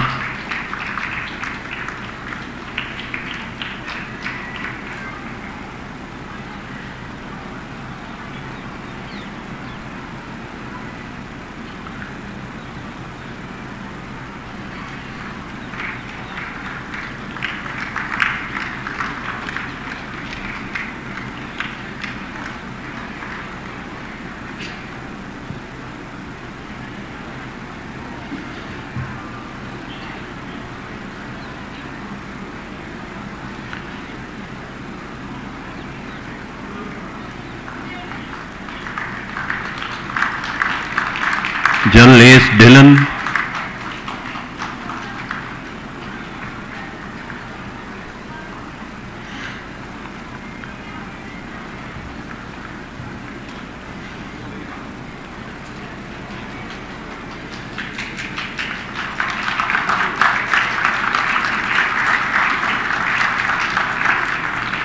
Lieutenant Colonel H.I.S. Dhaliwal, Punahas, Brigadier M.S. Dulat,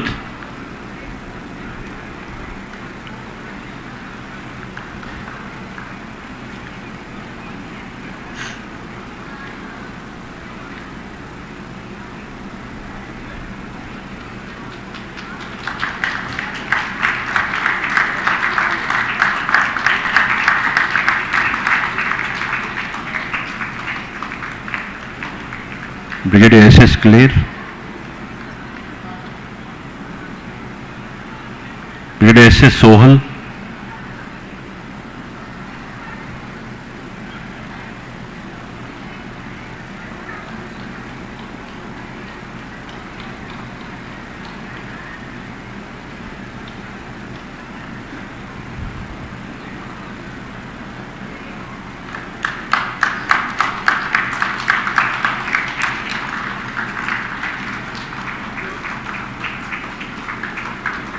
Colonel Ranbir Kang, Colonel Y.K. Behel,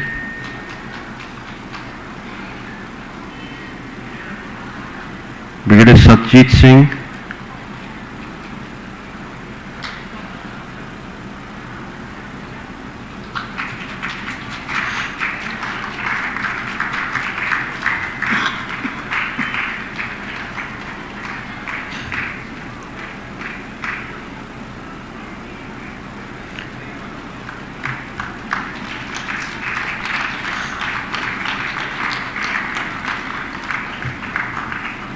Brigadier Harwant Singh,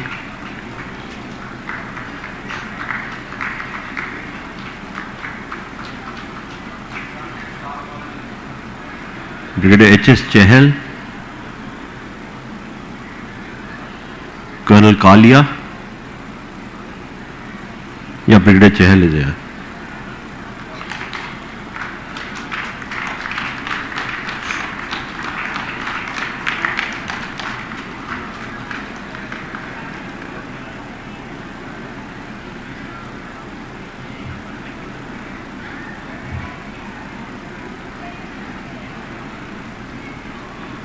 Colonel Kalia,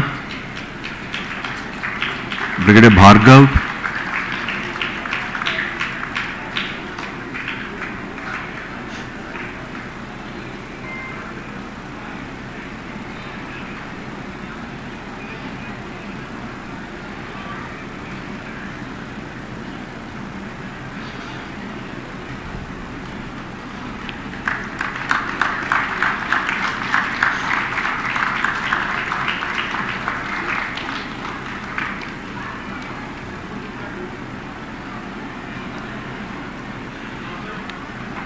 Brigadier Jasbir Hundal,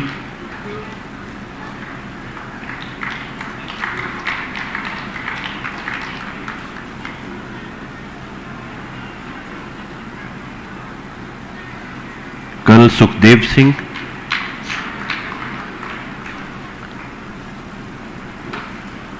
Colonel H.P. Singh,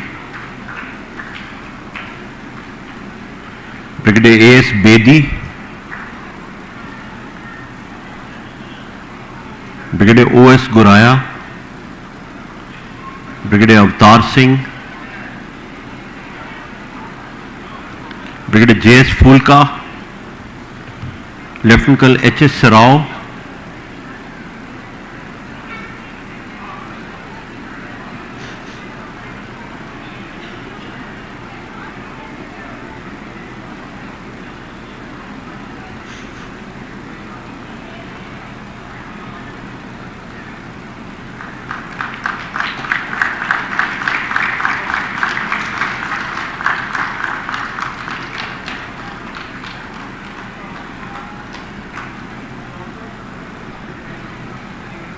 Brigadier Keshav Chandra,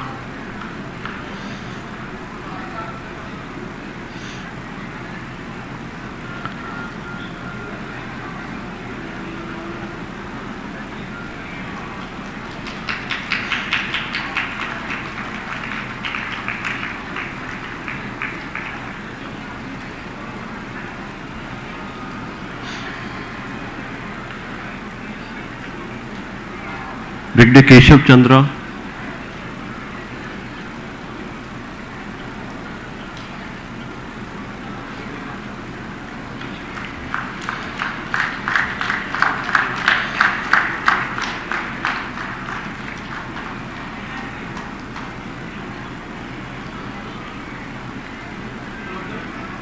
Group Captain V.S. Pathania,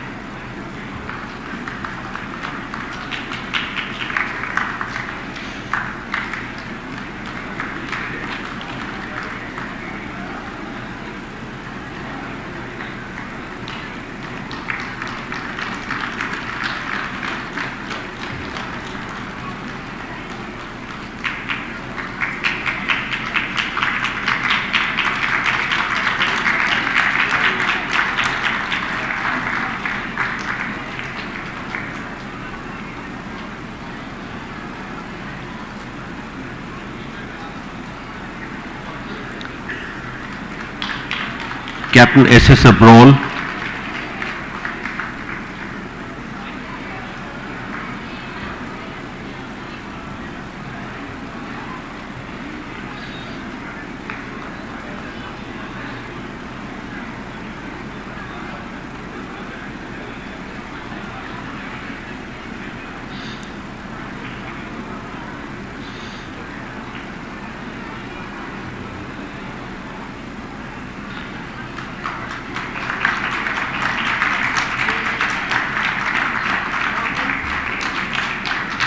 Captain Bhupinder Singh,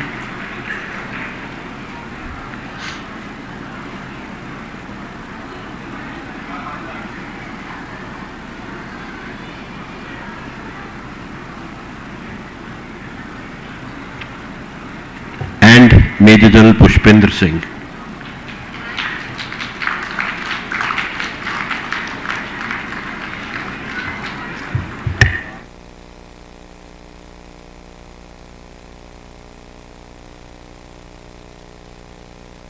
Yeah, Major Mohinder Singh, 3 Mahar.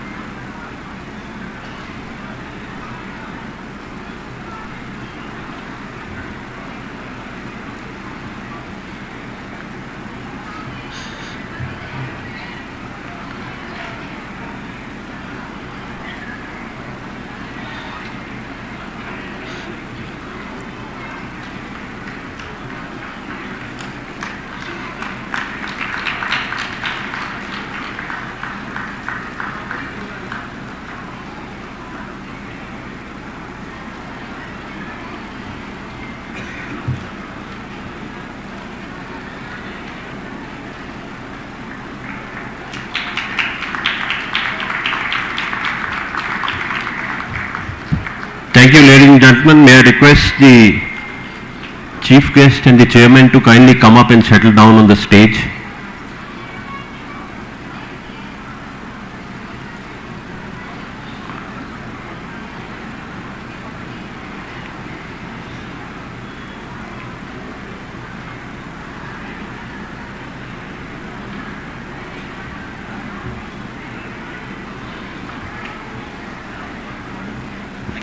Come.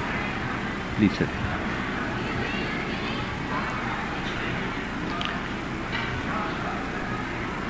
Lieutenant General Ajay Chandpuria belongs to the Dogra Regiment. He commanded 3 Dogra during Op Rhino in Northeast. He has commanded a Rashtriya Rifle sector in J&K and the Dagger Division along the LC in Kashmir Valley. He is a graduate of Defence Services Staff College, has been through CDM and the NDC. May I now request him to kindly share some thoughts.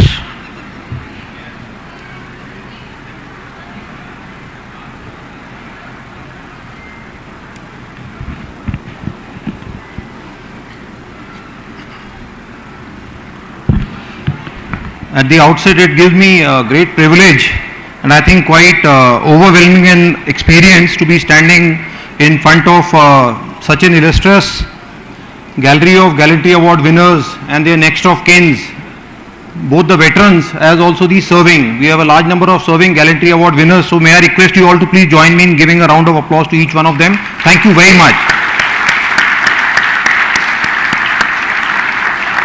Also, I am conscious of the large number of veterans serving personnel. We have school children, college students and also from the service selection board, training academies who have come here, friends from the media, and of course we have a very friendly and warm delegation from the United Kingdom, so a very warm welcome to each one of you.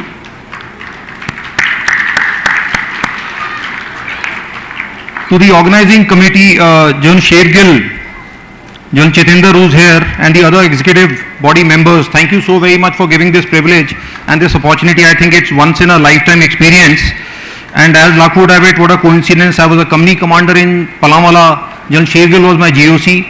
I have commanded the Baramulla division, and here I am part of the Vajra Corps, which had the privilege of being at the forefront of 1965 operations. So thank you very much for each of this.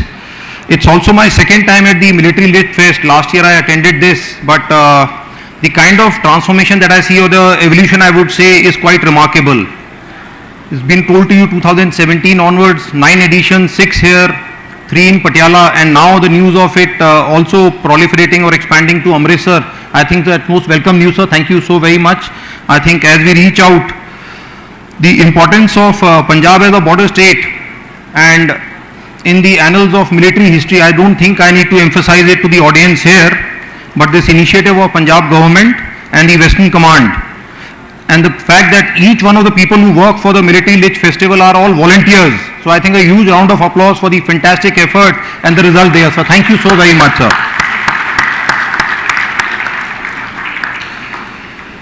Right, multifaceted aims. I was, when I read the program this year, unfortunately I couldn't attend the first 2 days. Last year I was privileged to attend, but the entire range from strategic issues, operational to tactical, and then you have the exhibitions of paintings, stamp, food court, the exhibition of weapons, some simulator systems. I think to have the entire spectrum from the strategic level to the elementary level to be covered in one ecosystem is really very creditable, and the very large number of people who have come and attended this festival over the last 3 days, I think is testimony to the real aim and the success of this endeavor, sir. So thank you very much for doing this human service, sir, both to the country and the armed forces and the people of Punjab, sir. Thank you very much, sir. I would like to also thank all the distinguished speakers and the panelists who took part in this. I think in the closing ceremony, the Chief of Defence Staff set the stage when he emphasized the importance of the linkage of history and geography. The fact is that strategy, economy and politics have a prefix of geo in that. I think emphasizes the importance of geography and hence the relevance of the theme of the rimland and heartland. I was just talking to some of my friends that in today's world of diffuse multilateralism, what are we facing? So maybe if I was to just put it in one frame, it is military wise we have a unipolar world as of now, economy wise maybe a bipolar world, influence wise a multipolar world, but in technology we have a many-polar world, that even one individual, one entity sitting in some obscure part could have a profound impact on the way the nation states or even the international bodies which conduct business around that. So I think very interesting themes, very relevant themes, and of course the fact that it covered the canvas from Maharaja Ranjit Singh's empire to the global and regional scan of the day, national and sub-national issues, gives great relevance to what we are facing in today's times. Ladies and gentlemen, as we look to an India which is now poised at that inflection point and aspires to be a developed nation wherein it wants peace and well-being for its people and for the globe at large, the role of military and armed forces, I think, has changed from territorial integrity to safeguarding of national interests. And I think that was all too evident. The capabilities and capacities are working towards that. I would also like to place on record and thank the people of Punjab, the civil administration here, for the kind of bonhomie and the cooperation we saw during Operation Sindoor 1.0 was absolutely unprecedented. So a very round of applause to the fantastic people of Punjab. When we used to read about things like whole of society or whole of nation approach, I think what I saw in the run up to the month of May, specifically on the civil defense exercise of 7th of May, and then what happened till the 10th of May, and subsequently which continues to be on, is from the youngest of child to the oldest of people. Every citizen is a warrior, and like it was covered by General Shergill, that everybody has a role to contribute to the defense of the nation, and nobody does it better than Punjab. So thank you so very much.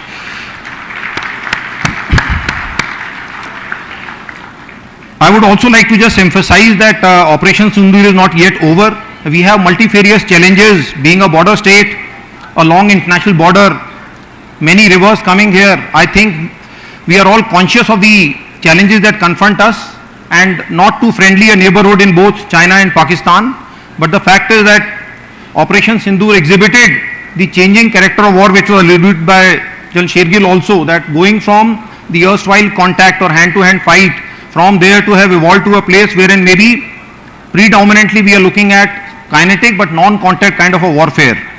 If what happened as a ceasefire on 10th of May does not hold, we are very conscious that the next phase of defense will have to be much higher, and land remains the currency of victory, and there is no doubt about it.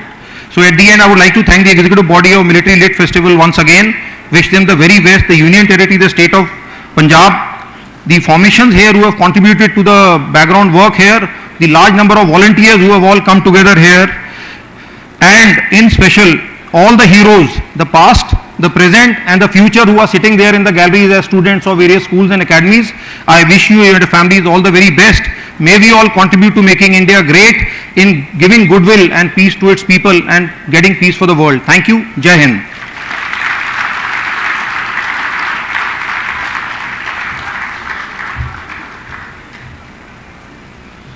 Thank you, General.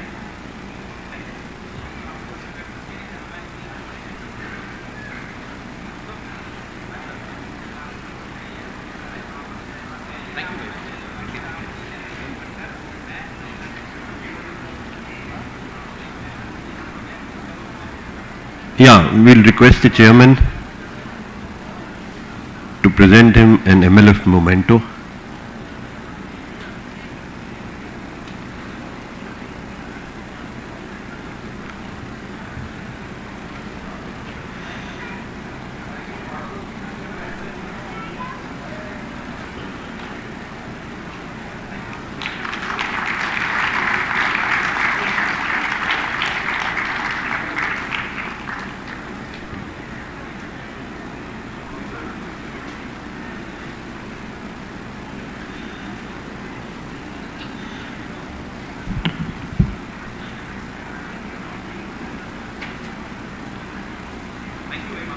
Thank you, ladies and gentlemen. Please remain seated.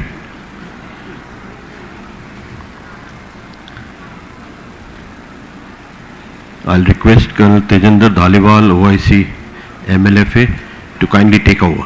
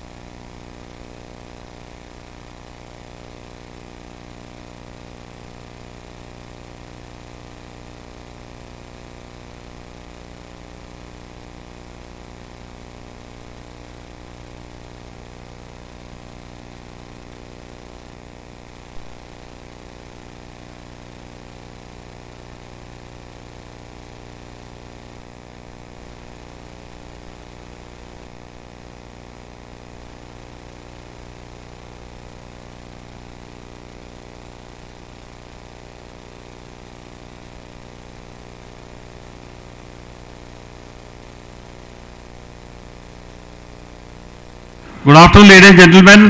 Kindly settle down for the presentation ceremony of the organizers and all the volunteers who participated towards the success of 9th Military Literature Festival.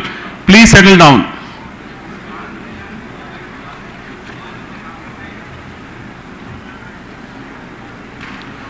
Karan.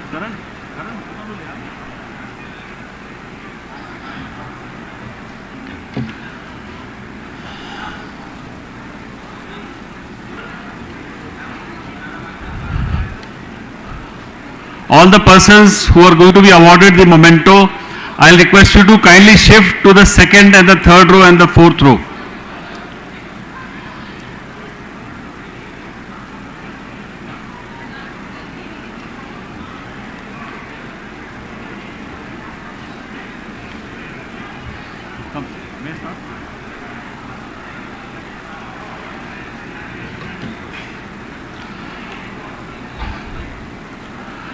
We start the proceedings. We will be awarding memento, which is the portfolio on Sikh Empire, to all our members who supported us. We start with YPS Mohali, Yadavendra Public School Mohali, Simar Sanyal, JSOD, Kudrat Kohli and Mansi. These are the students.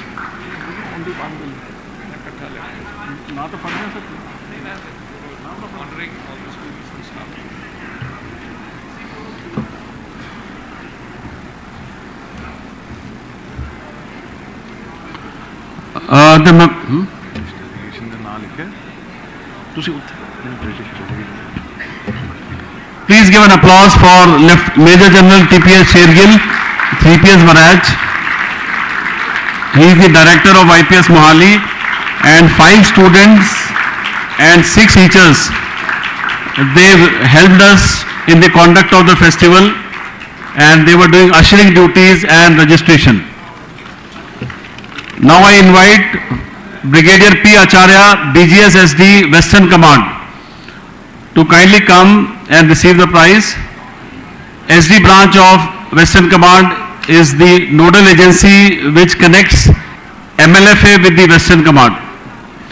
Brigadier Acharya is not here. On his behalf, Subedar Tarsen Singh will receive the prize.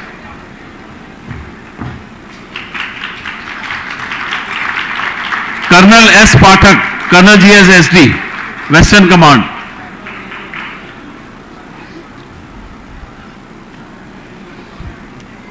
Colonel Brijesh Upadhyay.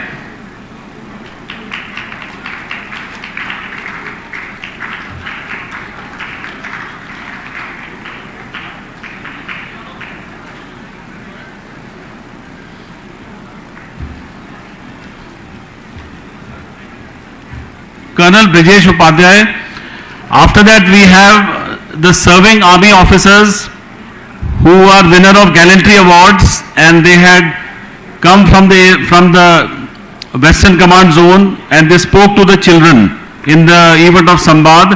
Lieutenant Colonel Sushant Sharma, Sena Medal 1DASR, please come.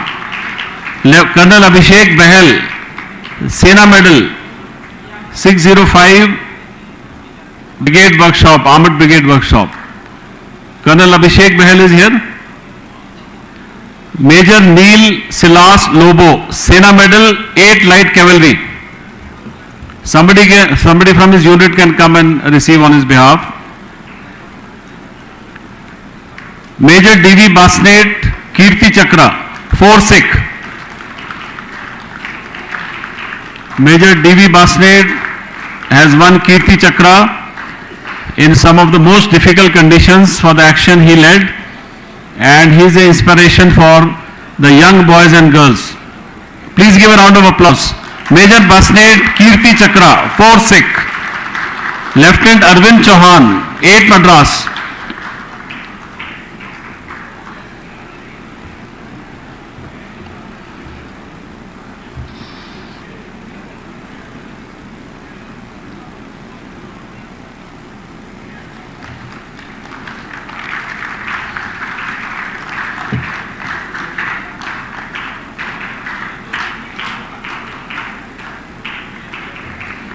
Lieutenant Arvind Chauhan, mentioned in dispatches 8 Madras. Now I invite the officials from the Department of Tourism, Government of Punjab, Shri Damanjeet Walia, Deputy Director, please come.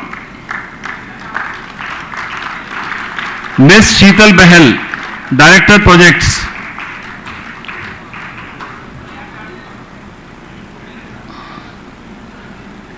Shri Damanjeet Walia is the Deputy Director with the Punjab Government, Department of Tourism, and they have supported us in providing the finances and the grants for the conduct of the festival.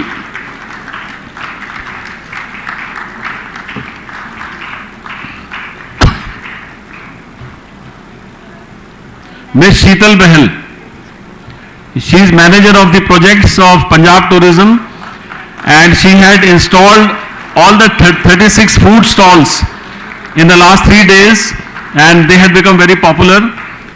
Ms. Sheetal Bahal. Shri Gurjeet Singh.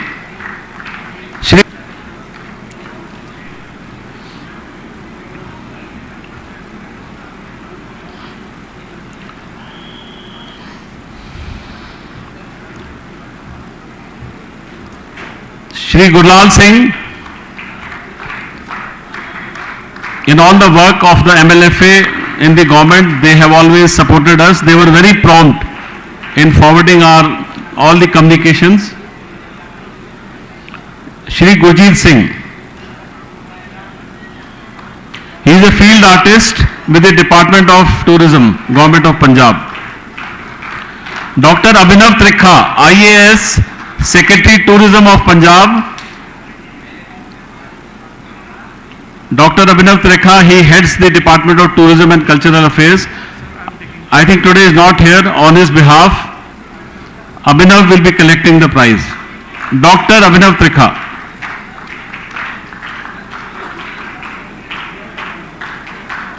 Dr. Sanjeev Tiwari, IAS, Director Tourism, Government of Punjab.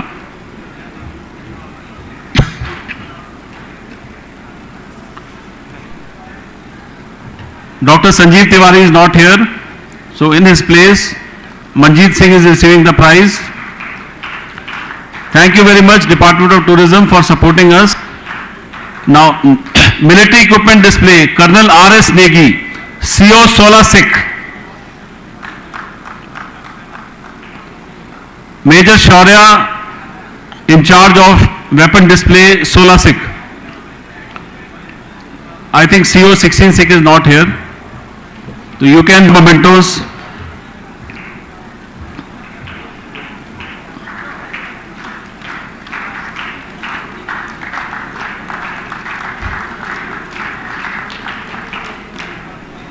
No. Thank you very much, CO R.S. Negi, Colonel R.S. Negi, CO 16 Sikh. Now for the military horse show and the military dog show, Lieutenant Colonel Jaipal Chauhan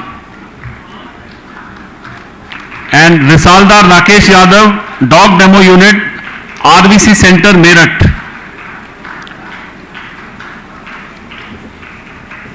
The military dog show and the military horse show was the most popular show all around, and please give a huge round of applause. The military dogs and military horses, they have given a wonderful display. Major Khajuria, AD Regiment.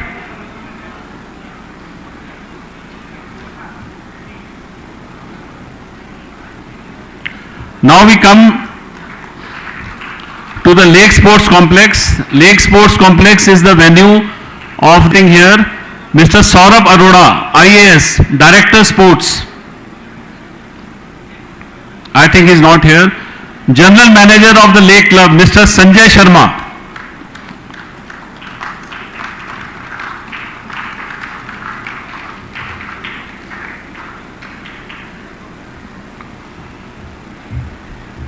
Mr. Sanjay Sharma is the GM of this Lake Sports Complex, and he supported us in all the activities we wanted to do here within the rules and the regulations. Mrs. Mona.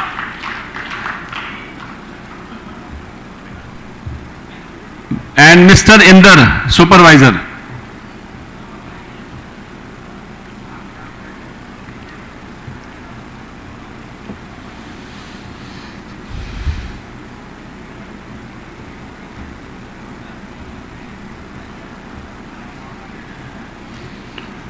Mrs. Mona is working at the Lake Club and she supported us at all times for the smooth conduct of documentation.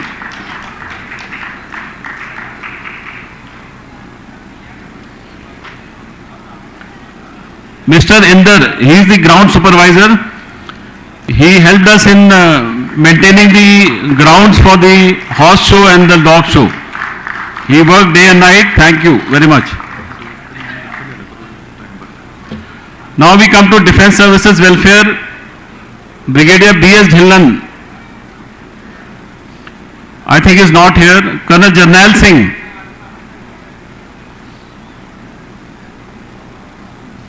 Brigadier Dhillon आप receive करो, आप पहले जाओ तो सही ना. Please give a round of applause for Brigadier B.S. Dhillan. He is the Director DSW.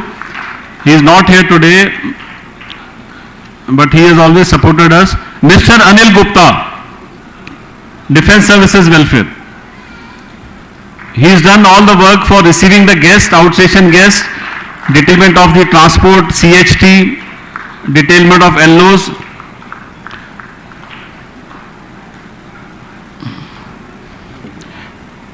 NCC, Kushav Rathod, Vice Principal, Lakshmi Tara Rathod Public School, Mohali, and Tushar Sharma, ANO.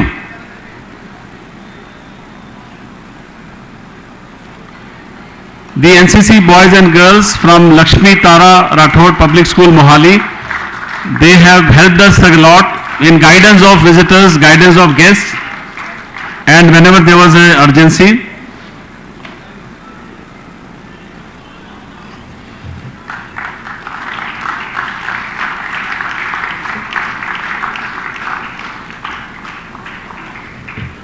ANO Tushar, he worked with us last year also, a very dynamic NCC officer, and he was always on the move helping us. The Tribune Trust, Miss Jyoti Malhotra, Editor-in-Chief, The Tribune. I think she is not here today. We will send the memento to the office. Stamp display, Mr. Vinod Seth. Mr. Vinod Seth, stamp display, he is not here. Graphic designer, Amrita Dhami.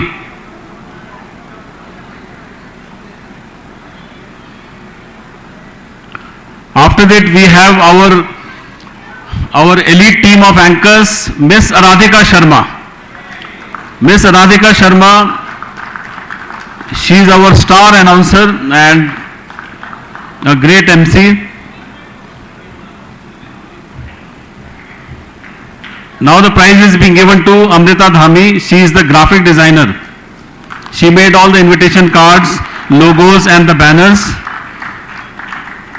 Miss Parneet Shergill.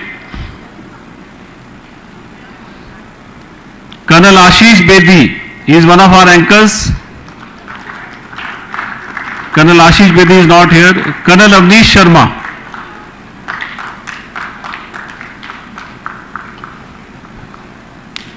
Colonel Avnish Sharma has done multifarious roles of Clarion Call Theatre, and he conducted the proceedings when the governor was here. Please give a huge round of applause.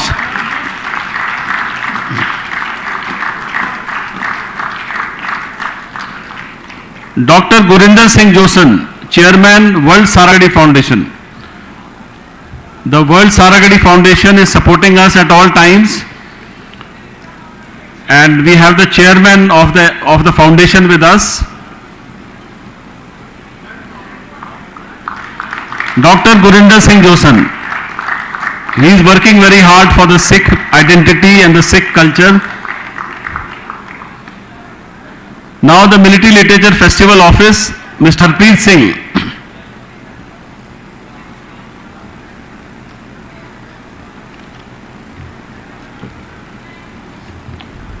Mr. Harpreet Singh is the accountant of office with me, and he is ex-artillery, and he has maintained all the accounts. Whatever grant in aid we receive from the government, he is maintaining it very well. Sukhdev Saini. Sukhdev Saini is our computer operator, graphic designer, all in one, and he's done an excellent job. Mr. Rohit.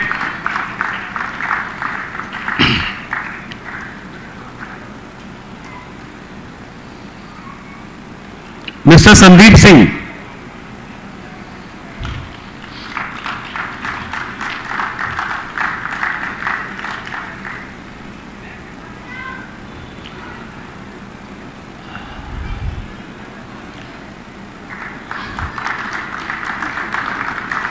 And now I invite the team MLF one by one, all the volunteers who have worked day and night to make this event successful. Lieutenant General T.S. Shergill, PVSM Chairman. I'll request General Chitinder to kindly come on stage and award his well-deserved memento. Lieutenant General Chitinder Singh.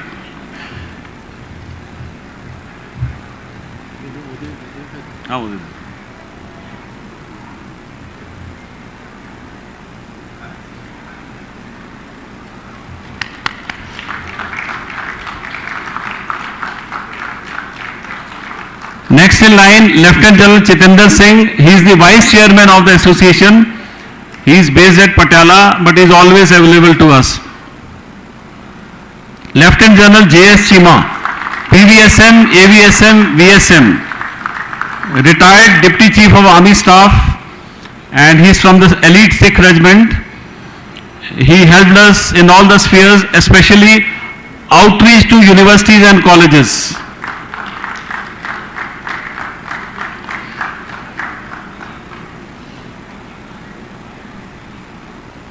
Brigadier J.S. Arora, retired. He is our Secretary cum Treasurer.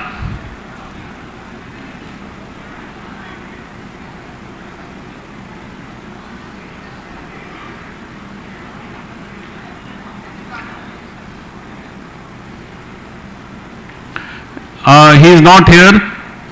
Mr. Mandeep Bajwa, historian. Mrs. Komal Chadda.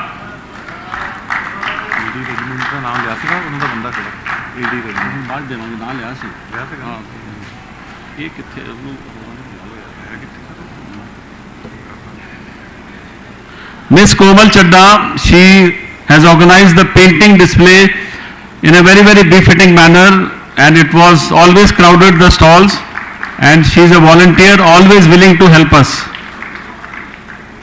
Major General Harvijay Singh, Sena Medal. Major General A.P. Singh.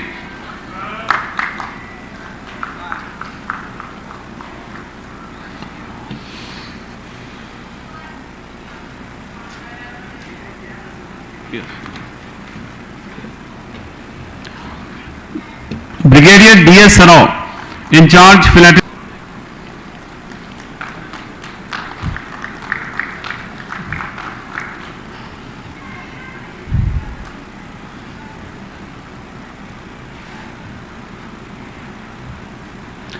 Colonel Iqbal Singh Arora is posted in the Western Command, and he is in charge of the media, and he has done a great job with us.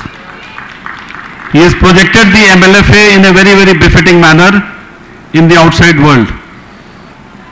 Brigadier Arora, Mrs. Arora here.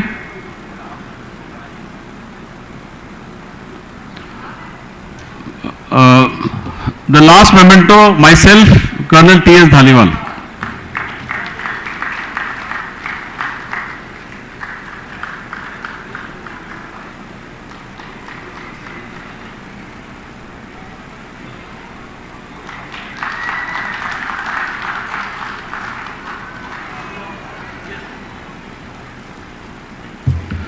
With this, we come to the end of the presentation ceremony. Thank you, ladies and gentlemen, for being with us. We will see you next year, November 26, when we do the 10th edition of Military Literature Festival. Thank you.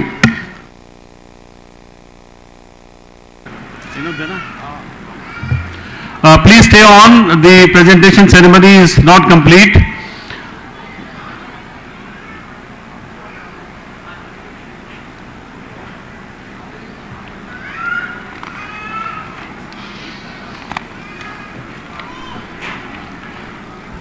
We request the Major General Sir to please come, British Army, and to receive a memento. All members of the British delegation kindly come on the stage. I'm sorry I don't have your names now, but we apologize for this delay. Major General from the British Army, they came here all the way for 3 days from UK.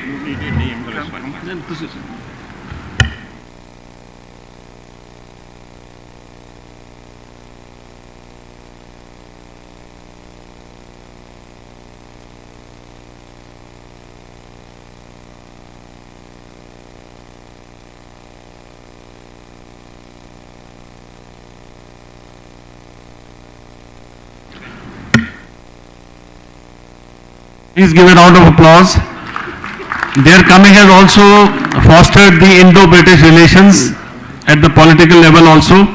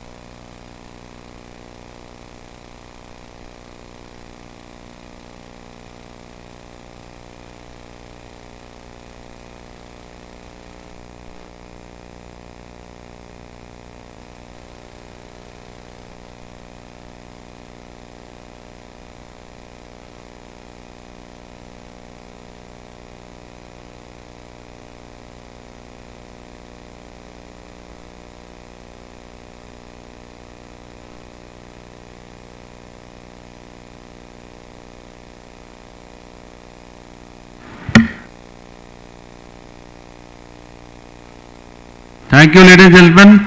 The presentation ceremony is over, and thank you for being with us.